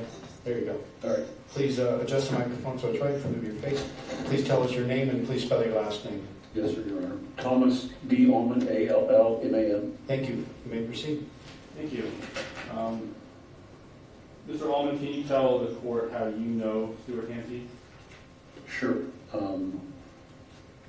I was the elected sheriff of Mendocino County for 4 terms, and in one of the terms I traveled to Wisconsin for a Native American tribal police seminar, and Mr. Handte was the sheriff of Monroe County at that point, and he and I met at the conference and we presented together. All right, so, and that's going back a few years? Quite a few years, yeah. Okay. And more recently, Mr. Handte lives with you? He's my roommate, yes, sir. He's your roommate, okay. And in the state of California? In the state of California, County of Mendocino, in the city of Willits, W-I-L-L-I-T-S. All right. And approximately how long have you resided together? Moved in, I think, September of last year. September, October, yes. And you're aware that Mr. Handte is on probation out of Nevada from this court? I am. Okay. And in your time being roommates with Mr. Handte, have you seen him engage in any unlawful activity? No, it's not an awful activity. He can sit on the porch and tell me the other people who do traffic violations, but that's just what two old cops do. Right. All right. And in the time you resided together, he's had a job? He has. He's had several jobs. Right. And to your knowledge, he's been checking in with his California probation officer? On a regular basis. And the state officer does come by our house and do inspections and so forth. And to your knowledge, are they happy with how he's doing on probation? I've not heard anything to the contrary. They've certainly said that Mr. Handte is a low-risk inspection.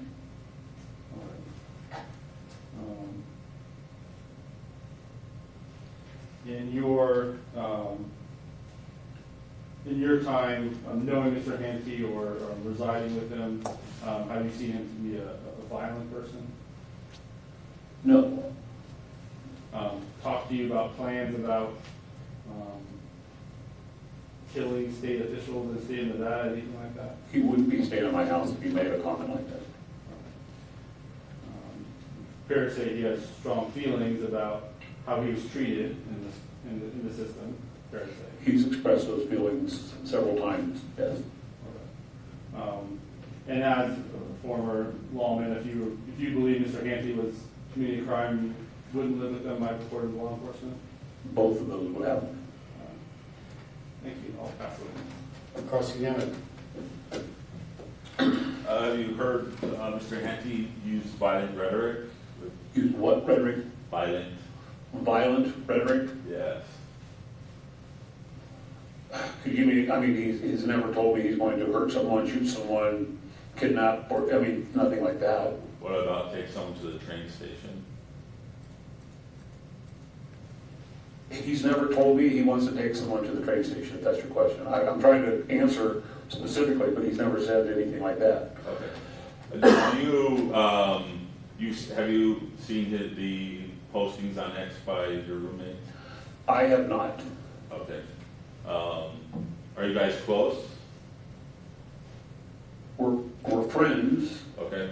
Are we close? Yeah, it sounds a little interesting that you wouldn't know what's on his socials. You're his roommate, you've known him since he was sheriff of Mineral County.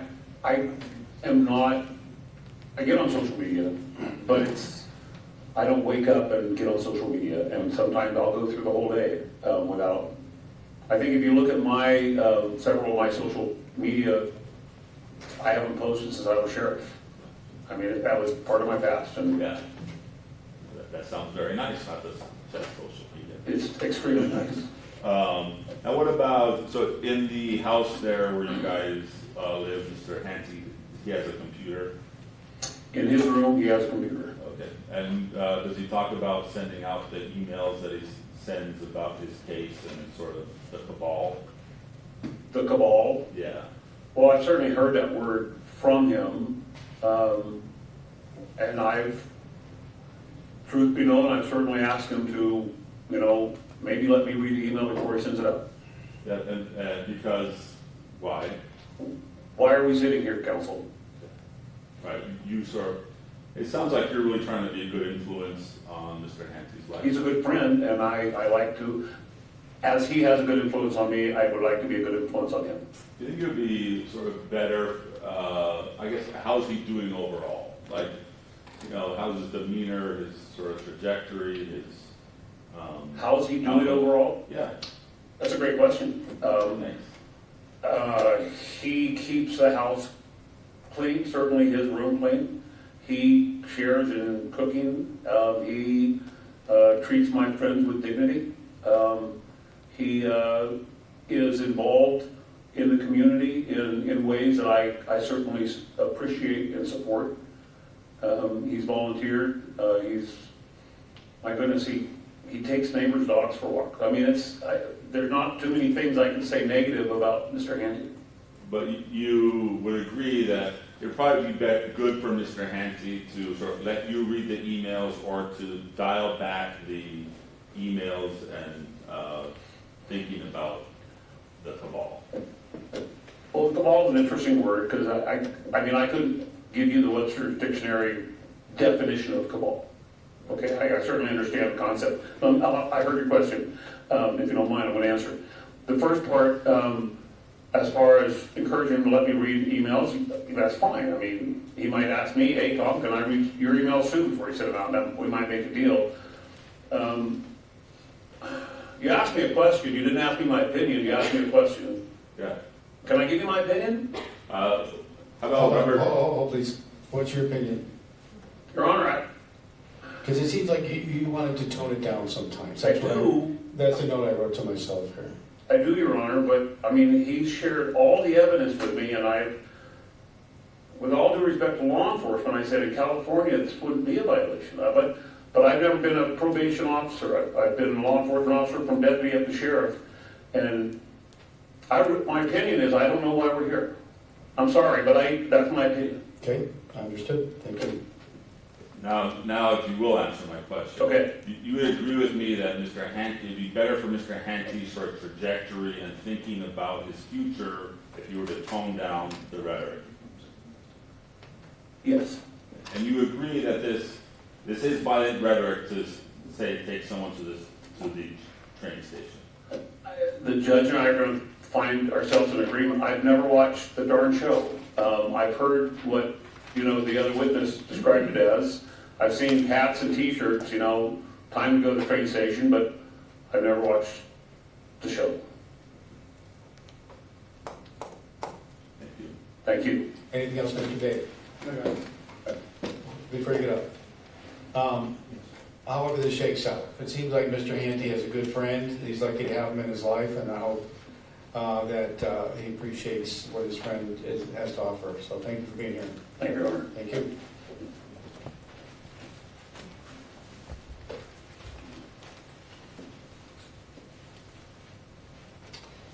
Mr. Day, who else should we hear from? Stewart. Okay, one Mr. Handte, we wipe off the witness station between all witnesses. All right, Mr. Handte, would you please come up here? Have a seat.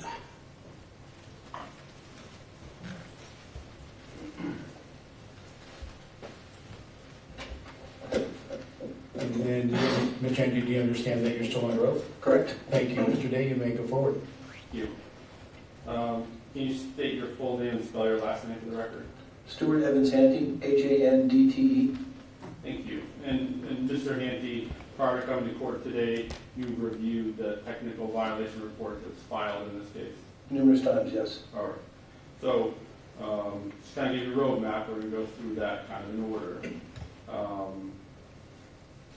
I can make this easy for everyone. Sure. I'd really like him to dial into communications with the district attorney, any court official, any judicial officer, and the posting or reposting of the video from Yellowstone. Well, all right. So let me get right to some of the points here.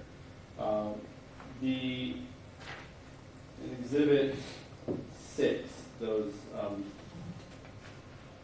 2024 text messages with the sheriff of Stewart County.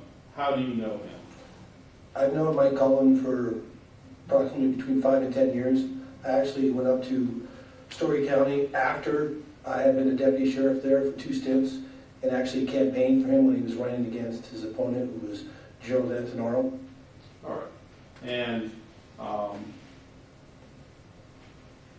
fair to say, 2024, you texted him a few different times? Correct. Okay.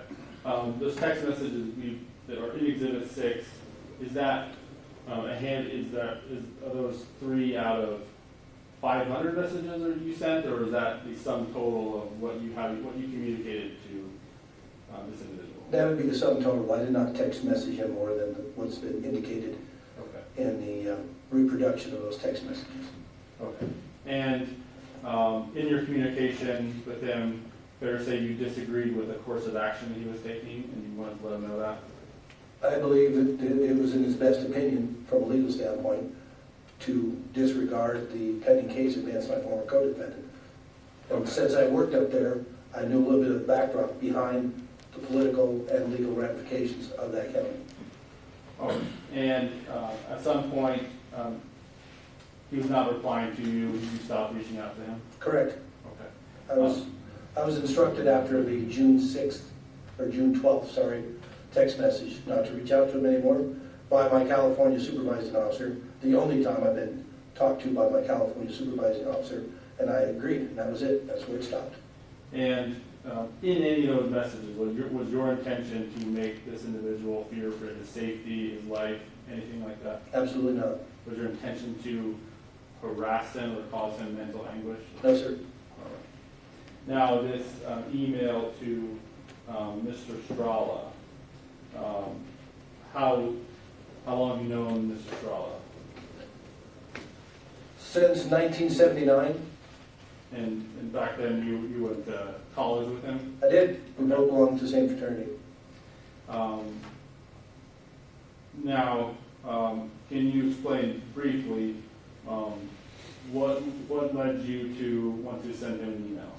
I was made aware of a video that took place in the Virginia City Justice Court where Mr. Strala, representing the state, brought my name into a legal hearing that had no direct or indirect connection to me. And that was reprehensible conduct as far as I was concerned. And so it was video available to you on YouTube? It is. Okay. And was it a criminal prosecution? It was. But not involving you? Correct. Okay. And so what I hear you say is you watched that video, heard your name mentioned, that was offensive to you? Very offensive. Okay. And as a result of that, you send a strongly worded email to Mr. Strala? I viewed my opinion in that email correct. Okay. And Again, that's the court's edification exhibit 5. To be clear, when you sent that email to Mr. Strala, was your intention to make him fear for his safety, make him feel threatened, anything like that? No, just to call him out. Was this one email out of 100 you sent him, or is this the sum total of your communication for it? Sum total, one email. Okay.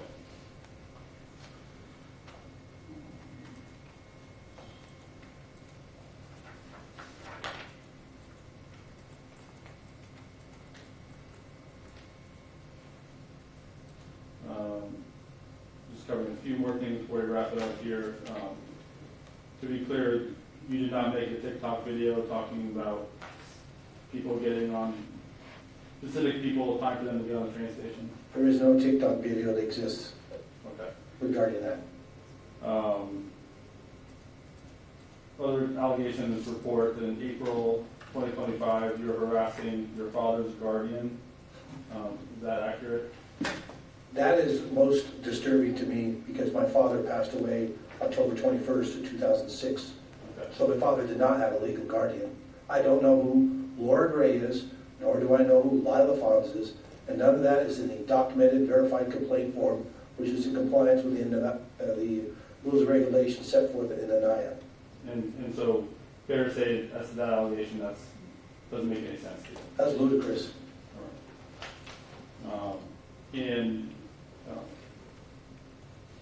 just touching on the subject very quickly on as to the fines and fees, is it your intention to timely pay all the fines and fees associated with this? Yeah, I'm currently, as the judge knows, I'm currently out of work and seeking employment. I've also applied for Social Security disability benefits because of a medical condition that I'm not going to discuss in this courtroom, nor should anybody else. So I'm trying my best to get gainfully employed, or in the opposite of that, to be placed on Social Security disability. And once I'm able to do that, then I'll be able to catch up and get ahead and pay all my fines that are done. I have paid $1,064 for the quote-unquote extradition fees. That's paid in full. And in your work with your California probation officer, to your knowledge, is he happy with your compliance? Yes, as I stated earlier to Judge, he was recommending to Nevada that I be released off probation early because of my compliance with the rules and regulations set forth in California, where I am a resident of as of the state. All right. And again, lastly, big picture here, in any of the discussions or communications we've talked about in court today, was your intention at any point to make any individuals feel threatened for their safety, their life, anything like that? No, I don't know where to get that mindset from, but most of my correspondences have that moniker on there that I'm not there to incite violence. I'm just there to voice my opinion, which is entitled to me under the First Amendment. And going into all the specifics, fair to say you have various grievances against government in different forms. Absolutely. This entire 6-year process case against me is total miscarriage of justice. That's all. Pass the witness. Thank you. Examination by the state. So you had Mr. Strauss said your name in court up in Story County, is that correct? Absolutely correct. And in what context, or where did he say it? Basically, he was bringing my name into a court hearing that I had no direct or indirect connection to, Okay. talking about me involving with Mr. Hilligus, which was my former co-defendant in this court. Okay. Okay, so, but you think Mr. Strala knew that you guys were co-defendants and friends and allies? Of course he did, Yeah, and so he brought that up in court. for no legal reason whatsoever except to harass, embarrass, and intimidate me in a court hearing that I had no direct or indirect connection to. So, Correct. yeah. What was it that he said? That, The mere mention of my name, Mr. Stege, Okay. is reprehensible. okay, It has no business being brought to a hearing that I had no connection to. so reprehensible, that is, that's your word. That's reprehensible. Okay. He also said he brought up to intimidate you. I believe that's a form of intimidation by him. Yes. Okay. And how did it intimidate you? Bringing my name back into a court arena that didn't need to be done. I tried to better myself by going to California, living with Mr. Allman, and my name being brought back through the mud again is totally disgusting legal contact. And totally intimidating to you. Intimidating to me based on everything that's happened to me in the last 6 years? Absolutely. Okay. So Roy Strahl is saying the name Stewart Handte intimidating, right? Yeah, absolutely. Okay. Dragging my name through the mud again. Let's talk about your X account. You don't post a whole lot, do you? No, that's actually a private account, so I'm kind of curious how people are able to access that account. Okay. Same for my TikTok account. Okay. Remember what I asked you? Specifically what, sir? You don't post very often, do you? Not very often, no. In fact, Let me take that back. Maybe between not very often to often in that area. have you seen the exhibits we've been talking about today? I have. It's got your, it's like you're a young trooper, got a picture of yourself there. Stewart Handte. In better days of law enforcement, that's correct. Okay. Better days for you then, right? That's argumentative. New question, please. And your handle, ex-state trooper. That's your handle. That's the title I most admire, despite the fact I've worked in five other law enforcement capacities, correct? And so you agree that, or you don't dispute that you posted on August 1st every visit to the train station with the YouTube link? I don't disagree with that at all. I reposted it, but I didn't add anything to it. Okay. I believe I was having a discussion with a friend of mine about the series Yellowstone, which I've only seen bits and pieces of. Okay, hold right there. So, Mr. Handte, now that you understand why we're here and the concern, do you understand why that might get some people a little bit worried? Well, Judge, it depends on whose opinion you're talking to. Some people could get scared by you yelling boo at them, and some people would not be intimidated, says, I'm going to walk up with this gun and point it right at your head. It just varies from person to person. I know, but but here's the thing. You understand you're on probation. I and you're not understand supposed to. Okay, and you understand you're not to directly incite violence or, indirectly. And so the argument here, of course, you're a smart guy. You I don't know understand. about that anymore. Well, you're a clever man, and you understand the concern by the state, the division, the court, that this is indirectly doing something you're not allowed to do directly. Do you understand that if this hearing goes your way, and there's no violation found, it's going to be people are going to be dialed into how you say things, what you repost, the I get that implications. now. Do you get that now? Yeah, I get that now. Okay, please, next question. Okay, so you agree with the court and everyone who's testified that referencing taking someone to the train station refers to death? No, I disagree, because there is a train station in Reno, and there's been times where I've told people, get on the train and get out of town, because Okay. you're not good for this community. Well, hold on. So, You're losing a little credibility here, Mr. Handte, because you're not trying to insult the court. I'm not situation. insulting the court. But it's from the Yellowstone clip. It's a composite. All right, you agree that that's what it means from the clip? In that clip, in that series, I believe you're probably correct. In that clip, in that series.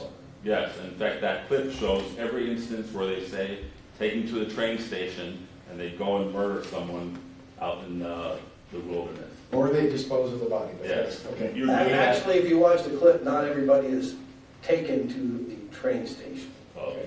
Now we're splitting hairs. All right, let's move on. My court understands each side. Okay, but so you agree, right, that murder, death, killing, getting rid of somebody, I agree what? that's what that means? Mr. Stege, let's go to a new topic.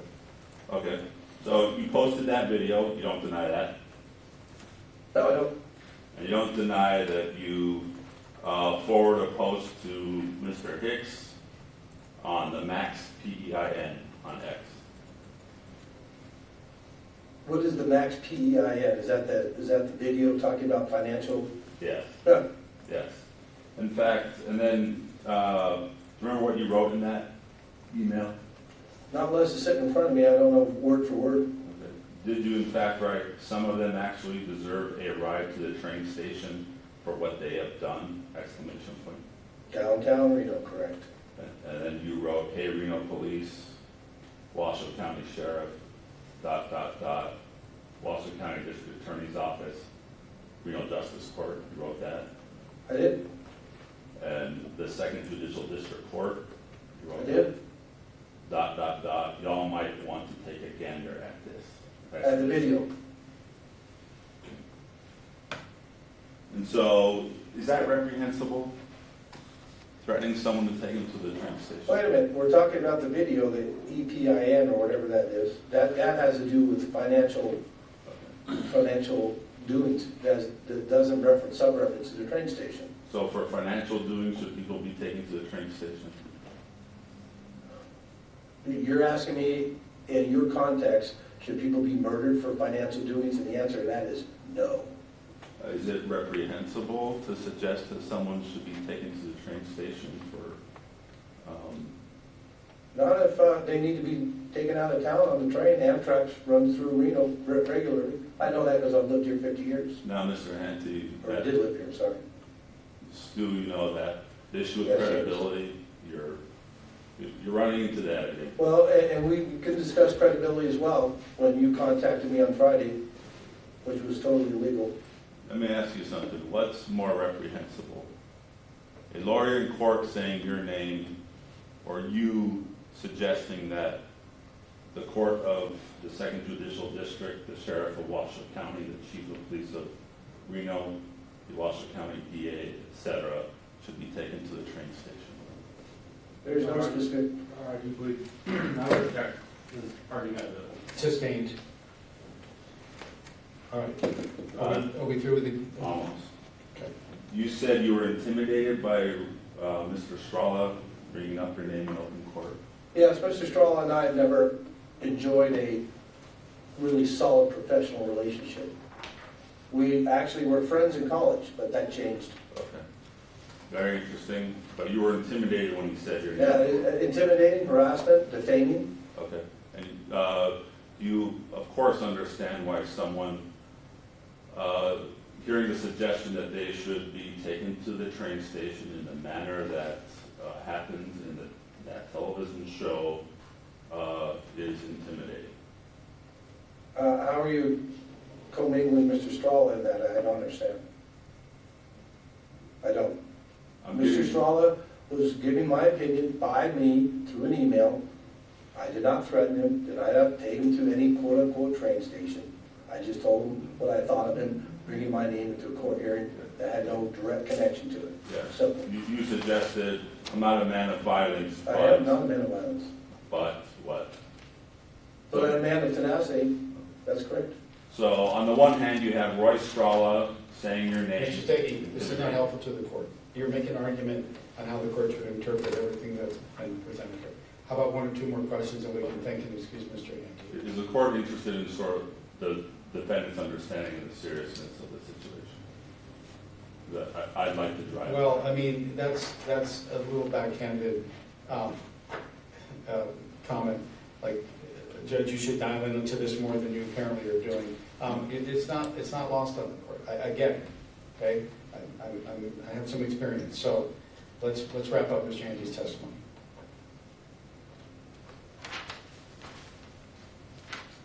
No further questions. Thank you, Judge. Mr. Day, can we thank and excuse Mr. Handte?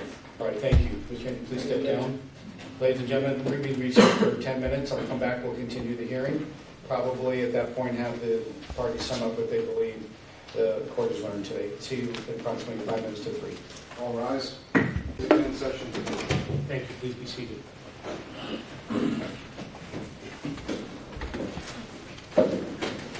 Okay, we're back on the record. I'm going to assume there's no more witnesses. Do I assume right, Mr. Day? Yes. Mr. Stege? Yes. All right, Mr. Stege, what have we learned here? Then I'll hear from Mr. Day. I think it's important to begin what we knew before we came into this, which is Mr. Handte had a long history of sort of bail issues. This is a case where the court issued a gag order on the defendant. There were potential issues with that, sort of involving, for example, going to the law office of a former prosecutor assigned to the case, the FBI sort of building issues. We also need to remember sort of the why of, and of course, throughout the existence of the case, lot of contact with court staff from the defendant, or by the defendant or on his behalf. And so we need to remember why these conditions were imposed, and particularly the no contact and the sort of insightful language. Because I think the court agreed that there were concerns in that area. And we think about it, sentencing, the purposes of probation are really to rehabilitate someone, to sort of show a particular thing is not working for you within the context of this system. We want to show you the right way. I think we learned today that on its face, the contact with the district attorney's office, that violates the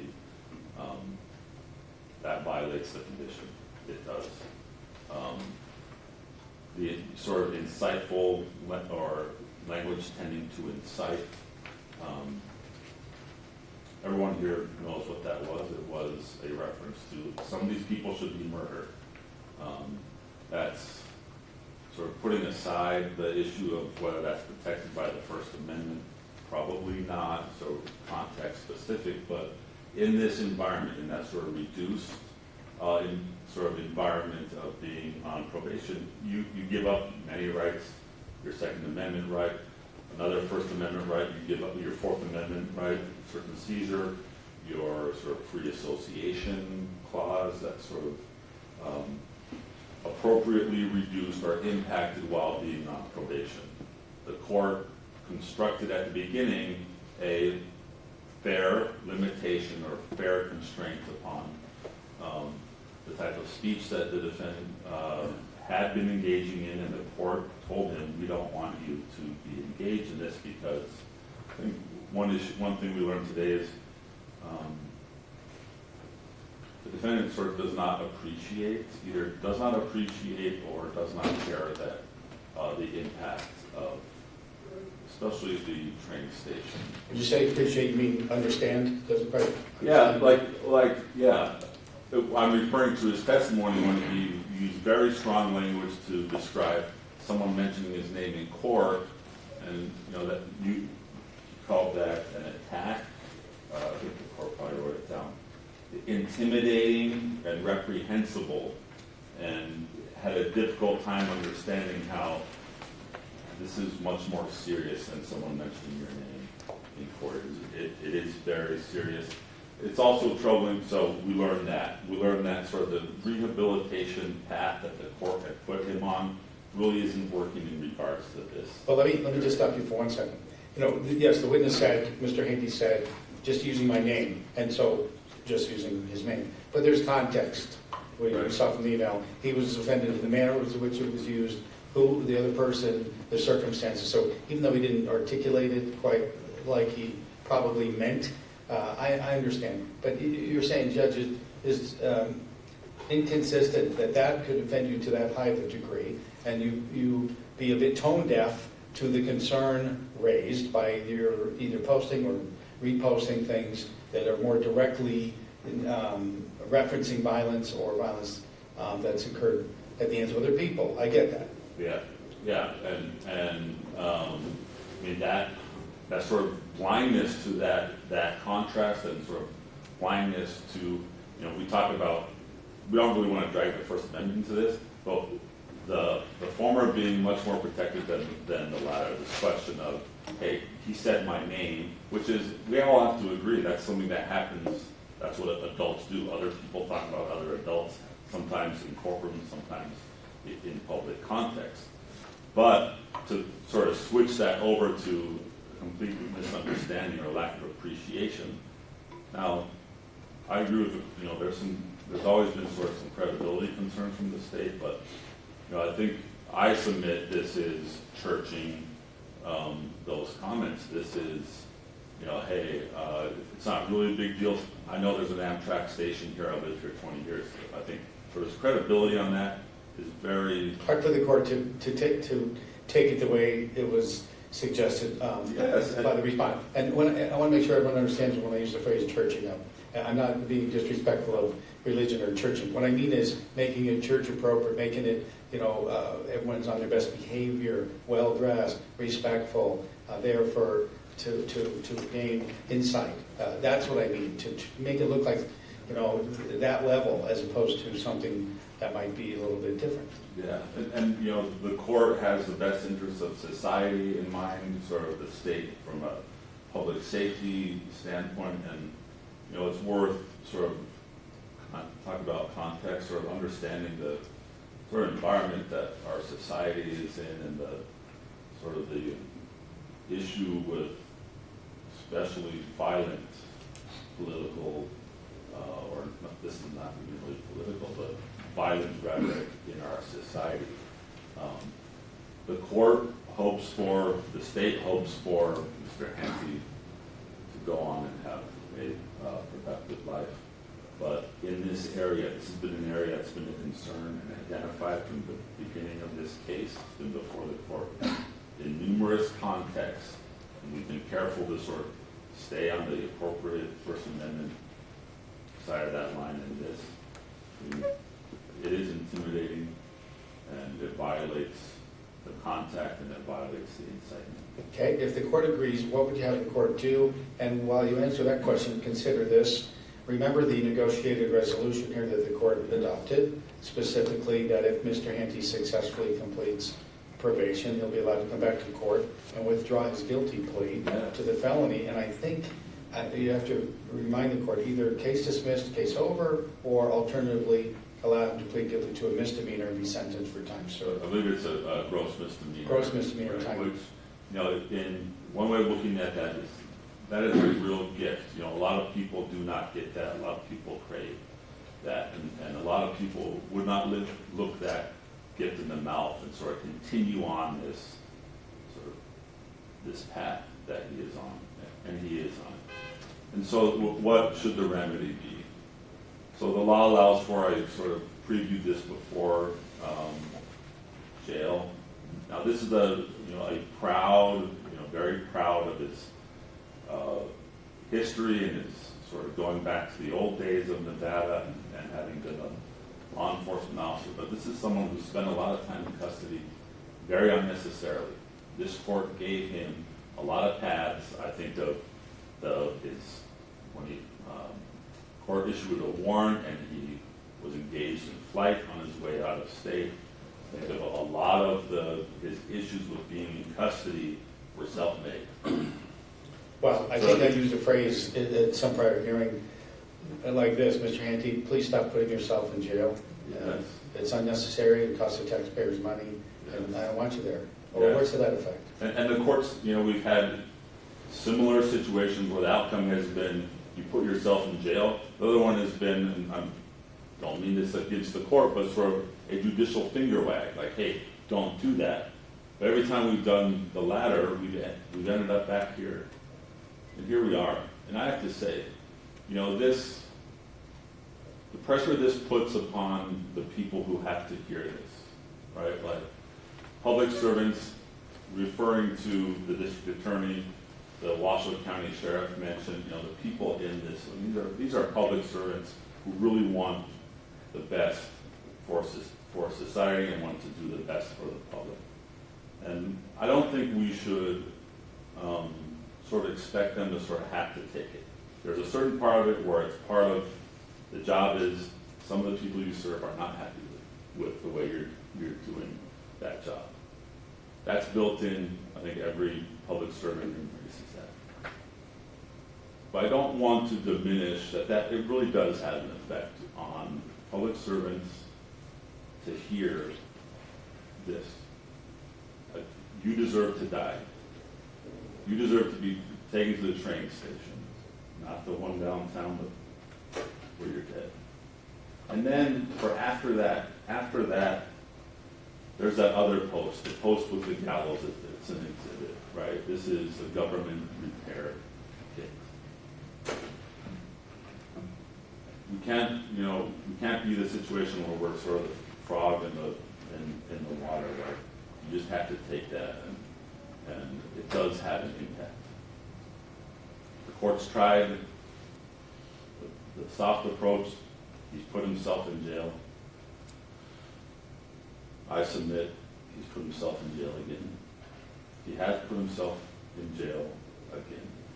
But he can still honorably, just successfully complete probation to the extent that he can withdraw his guilty plea when probation is over, if there are no further issues. Yeah. I'm just asking, is this the state's position? Yes. Yeah, And no, then he can, the felony goes away, Yeah. he'll then be legally entitled to own a firearm if he chooses and have other rights and responsibilities of somebody who's not an adjudicated felon, and then be sentenced in the gross misdemeanor with no additional jail time sought. Yeah, I mean, we can't tell him anymore. We cannot tell, this court cannot tell Mr. Handte anymore to knock it off. Well, if he gets completely revoked, there's nothing to knock off there. Yeah. He's a felon for once and for all unless he gets it sealed or otherwise has his civil rights restored. Yes, and that is the state of the law. The technical violation does not lead at this juncture to full revocation. That sort of agreement does still stand and is in effect. So I have to ask the court for 30 days jail. The other thing that statute allows for is, in this vein of rehabilitation, placing people on an appropriate path for the forfeiture of good time credits. I think that's an appropriate remedy.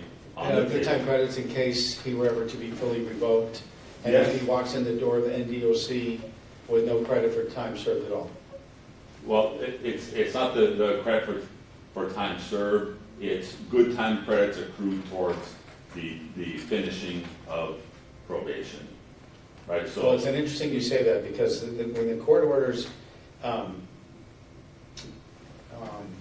fixed term of probation, well, I'll give you a moment.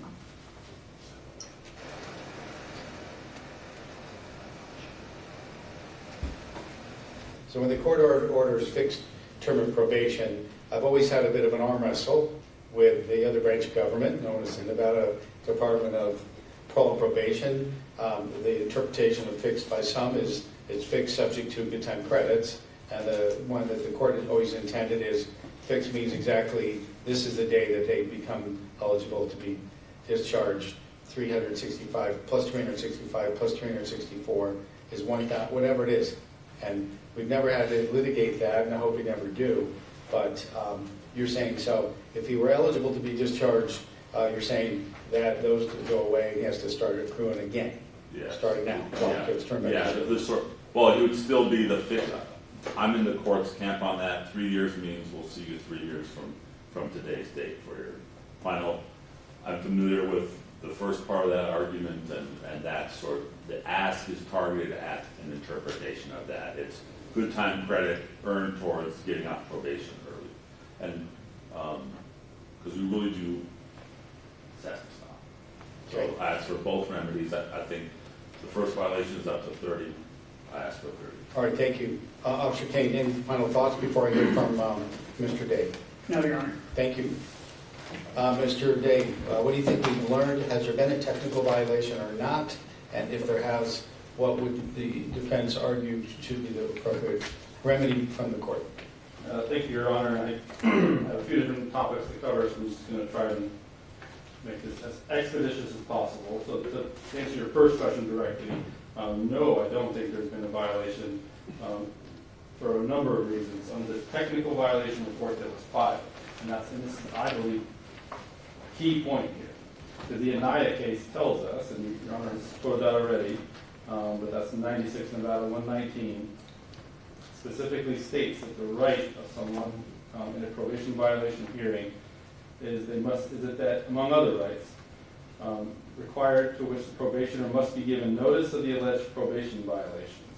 And so what I heard the state to say, and I suspected they would be, their closest thing they have to a violation of any of the conditions of probation were these alleged emails, or one, a Twitter repost in August of 2025, and then an email on August 5th of 2025. That is not Did you mean to say August 2024, the first one? No. Or both Both 2025? 2025. This is stuff about the train station. Right. That is not in the technical violation report. There's actually nothing listed from August of 2025 at all in the technical violation report. The only thing about train station at all in the technical violation report, the evidence before the court I would submit is that that's not true. That they reference a September 3 video on TikTok about going to the train station. You heard no evidence to support that. It appeared your testimony disputing that even existed. And so our notice was for something in September on a different platform, very different in nature when you read it to Not the exhibit we saw. not the exhibit we saw, no. And I say that allegation first, that August 5th email, which is exhibit 4. I say that first because I mean, in my mind, that's the closest we would get. What about the emails to Mr. Strala? And no, I didn't, respectfully. No, I do not believe that's a violation. It's under special condition 1. Mr. Strala does not fall under any of the persons, the way I read it, under any of the persons in special condition 1.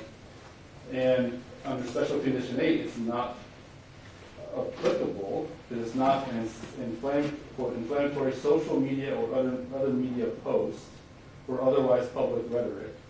An email to Mr. Strala. I know other people are CC'd on that, but I don't know that anyone would call an email a public post, social media, or anything like that. So it doesn't fall under either of the special conditions, just as a close reading of those conditions. And then more broadly, I really don't see what he did wrong in that email. I mean, certainly that anyone could read that and say, well, I'm offended for Mr. Strala, and I'm sure he didn't like receiving that email, but you didn't hear anything about this as a pattern of conduct where he's emailed Mr. Strala 100 times and stalked him and called him, and it was one email where he's voicing his strong displeasure with his name being brought up in a courtroom proceeding, and that was that. They seem to have some personal relationship back in the day, but I don't see anything that violates the way it's written, conditions of probation. And the court can say, well, I don't like people, writing an email like that, and I can understand that, but that's just, to me, there's a very large difference of, as a personal matter, I wish you wouldn't write something like that, versus that's a violation of your probation subjecting you to confinement and loss of your liberty. Those are very, very distinct things. So the composite of the from Yellowstone, you're saying it's not properly identified in the technical violation report? No, actually, it's not. Again, respectfully, with the only reference of this Yellowstone train station thing in the violation report is regarding evidence regarding September 3rd, 2025. That was zero evidence about that today.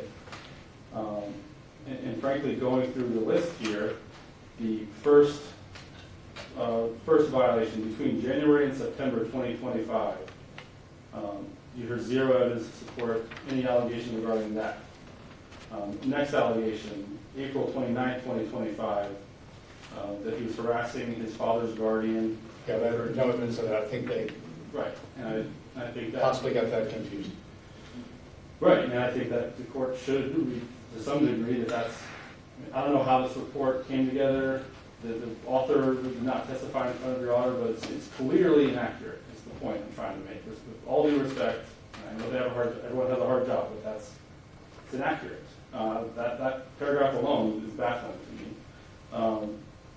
Next, the text message between my client and the sheriff of Story County. The testimony you have is the date's wrong, so it's a year old. I would consider that a little stale. I'm not saying the court can't consider it at all, but they list it as happening very recently. The testimony you have is that appears to be from over a year ago. You also heard the context of that they have a pre-existing relationship. He sends some messages, his concern about an issue ongoing in Story County. didn't receive any response back and then stopped texting him, has had no further contact. So I don't, again, that doesn't, again, it's not Special Condition 8, it's not a public post. That appears to be a person-to-person communication, so it can't fall under Special Condition 8. And it's stale, and you believe it's not directly encompassed or grabbed by any of the special conditions of probation that the court has imposed. Couldn't say it Fair? better myself, yes. Well, I mean, I'm making sure I understand No, your position. 100% understand. The next allegation is the September TikTok. Again, no evidence that it appears to be inaccurate. And then lastly is the September regarding the email to Roy Strahl that we just discussed. Now, the inaccuracy on the TikTok video is because it wasn't from TikTok, or it wasn't, I don't understand. What exactly is wrong with the manner in which it's been identified at the bottom of page 1 of 3 of the violation report? Please. So, and the quote appears to be, doesn't entirely line up with the email in Exhibit 4. You stand up to corruption, stop dirty cops, attorneys, and judges. They are evil and carry evil in their hearts and minds. You carry good. You carry God to fight the evil.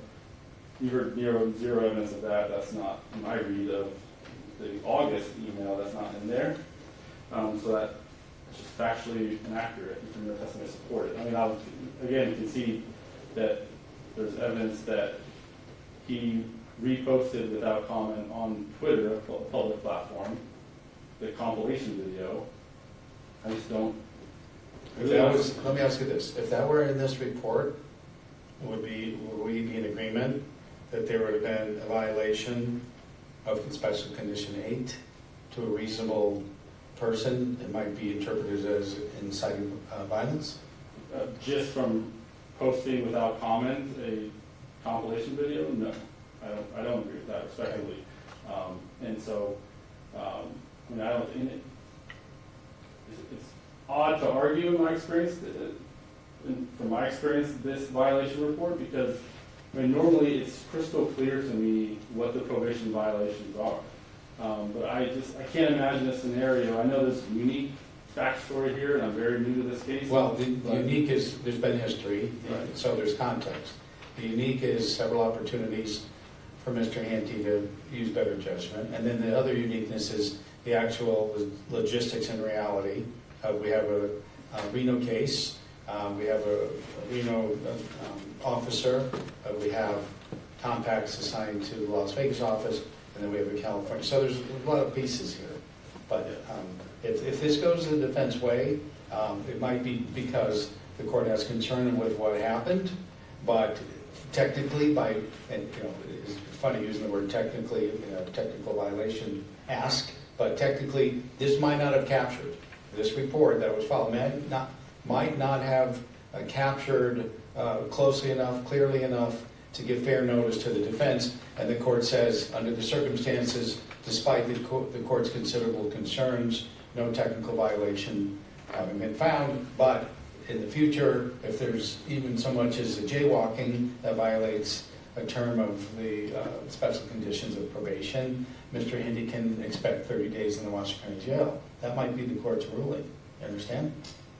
I do understand, and just jump a little bit toward the end. I mean, as a broader point, I think my client understands, and you kind of heard that through a little bit of his roommate, that good idea to tone things down. And I'm a pretty pragmatic person, and although I'm also Only if you don't want to touch that fence, that electric fence around it known as probation. If you want to get zapped, if you want to run the risk of not having your felony conviction set aside, if you want to run the risk of spending 4 years in prison, just stay away from the fence. Instead of push on it to see what the... And as a pragmatic point, I 100% agree with you, Your Honor. I suspect you won't see this come up in the future, but I do think it is worth noting, without spending a long time talking about it, that the First Amendment is very, very relevant here. I mean, and I understand, as a general concept, someone on probation has restricted constitutional liberties, but it is not all, the case law I think it's clear that it's not, the Fourth Amendment is different than a First Amendment. The analysis for a First Amendment restriction is very different in the compelling interest of the government to control what someone's thinking and speaking and acting, or speaking and thinking in particular, is very different than the compelling government interest to make sure that a probationer is complying with not having illegal items, ongoing criminal conduct. But this hyperbolic rhetoric and things that concern the government here, that's, in my view, that's why we have a First Amendment, because people have a right to say things, and if they're going to say something that everyone agrees with and is just polite and in general people agree with it, you don't need a First Amendment to protect that.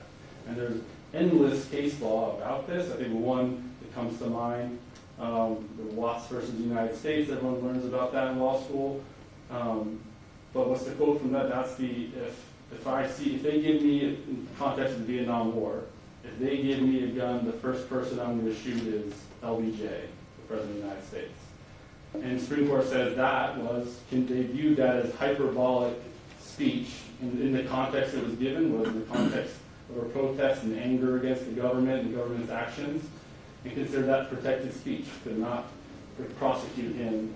And I think that's saying if I get a rifle, I'm going to shoot the President of the United States, in so many words. But protected speech, hyperbolic, in context, angry at what the government's doing. And that is, to me, a perfect example. That's why you have to have a First Amendment. Is it pragmatically in Mr. Handte's best interest to tone things down and lay low and wait till his probation expires? Because he's clearly not having issues really with his probation. He's in compliance. Sounds like his California probation is generally happy with him. So other than his being upset with the government, other than that, I'd say, I put to the court, he seems like a model probationer. Well, he had apparently a photo of Gallows, leadership or political rehabilitation, I forget the words. We have the composite from the train station. We have emailing Roy Strala, we have him texting the sheriff, a friend of his, or former friend, colleague. That's really pushing it. It's pushing it. For a guy who wants to get off paper and have his felony charge withdrawn. I don't know what else to say it. And I don't think that point is lost on him. If I can speak for my client, I think it's clear he understands he has everything to lose in this context. I mean, again, broadly speaking, I do not view that there has been a technical violation there.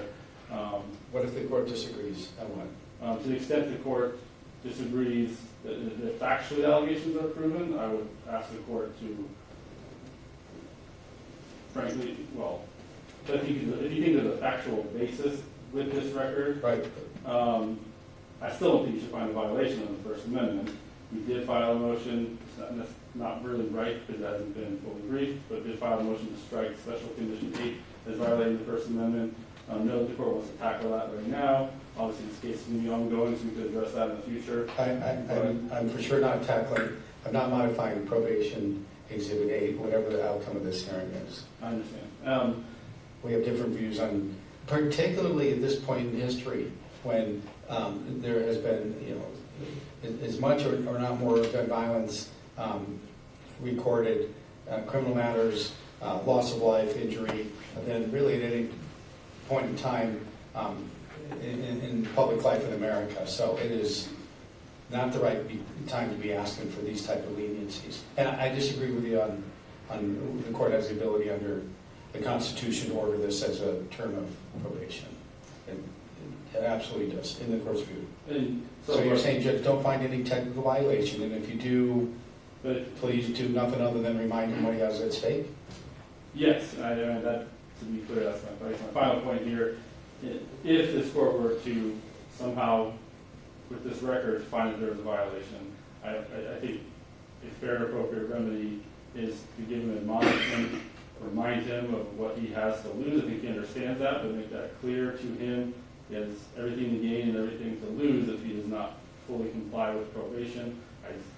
do not think you're gonna have ongoing issues with someone who is otherwise a model probationer and is not someone who's out committing crimes and running amok, which is something the court, I see it all the time with my clients. Mr. Handte's having no issues other than having grievances against the government. Reminding him of that, being strong admonishment at worst, would be fair and just here. Okay, I understand your position. Mr. Stege, I'll give you exactly 1 minute, starting now, to make a brief rebuttal. The notice requirement was settled when the court asked us to share the duties were going to be used. We did that. So that is solved. Quibbling about a date does not hide the substance of the violations. Of course, we're at a due process sort of level of analysis here in terms of fundamental fairness, no sort of strict notice requirements, as in, say, example, a civil case. I can contrast the First Amendment case by, there's a case called Black recent. It's more for your law clerk, but the law protects people from the fear of violence. That's sort of the other side of the First Amendment. So threats clearly not protected by the First Amendment.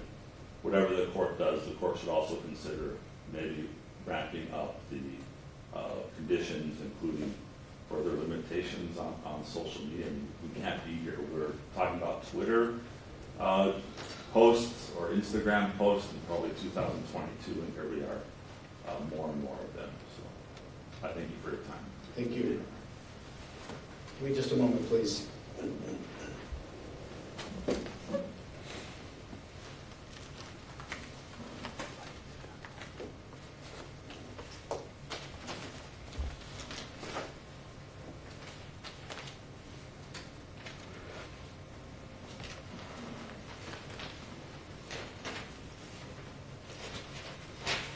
I'm briefly looking over again some of the jurisprudence on a NIA hearing and how the courts have approached these types of issues.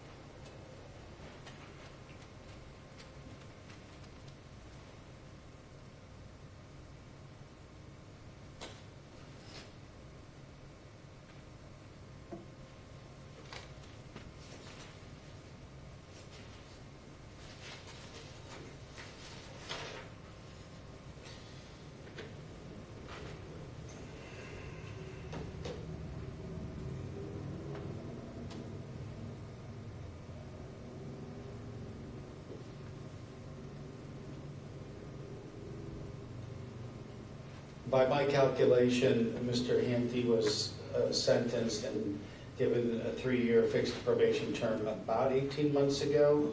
Does that sound right? I don't have it in front of me right now, but so he's about at the halfway point. Does somebody have that handy? Mr. Day, you're looking at it? Originally granted supervision on March 20th, 2024. Okay, so we're just past halfway, 45-yard line.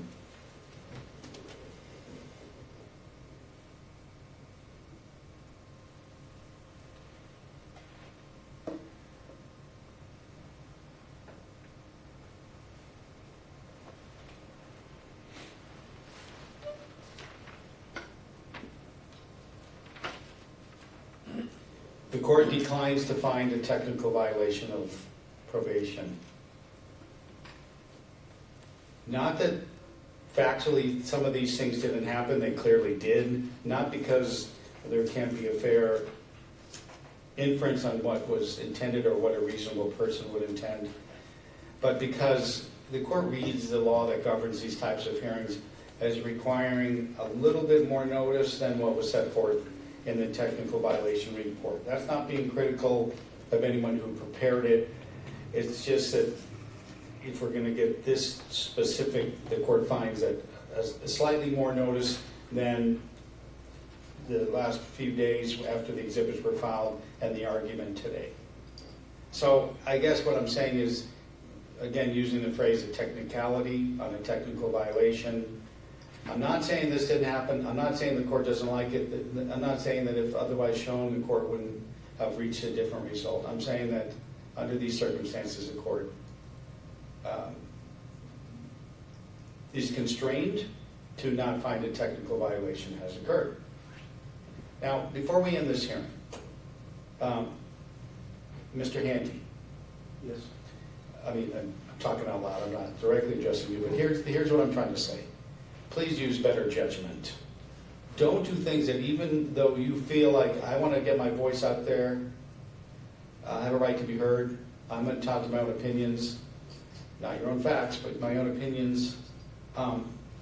Don't do things where a reasonable person would believe that you are either directly, you don't do that, or indirectly encouraging or inciting other people to do something violent.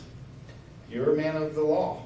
That's your career. I'm expecting you to continue in California to succeed with your probation. I'm encouraging you to think before you post, run it by maybe your friend / sounds like sometime filter. I've already told you you're lucky to have him as a friend and have him in your life. So, because he seems like as solid as they come. But don't get us back here for this.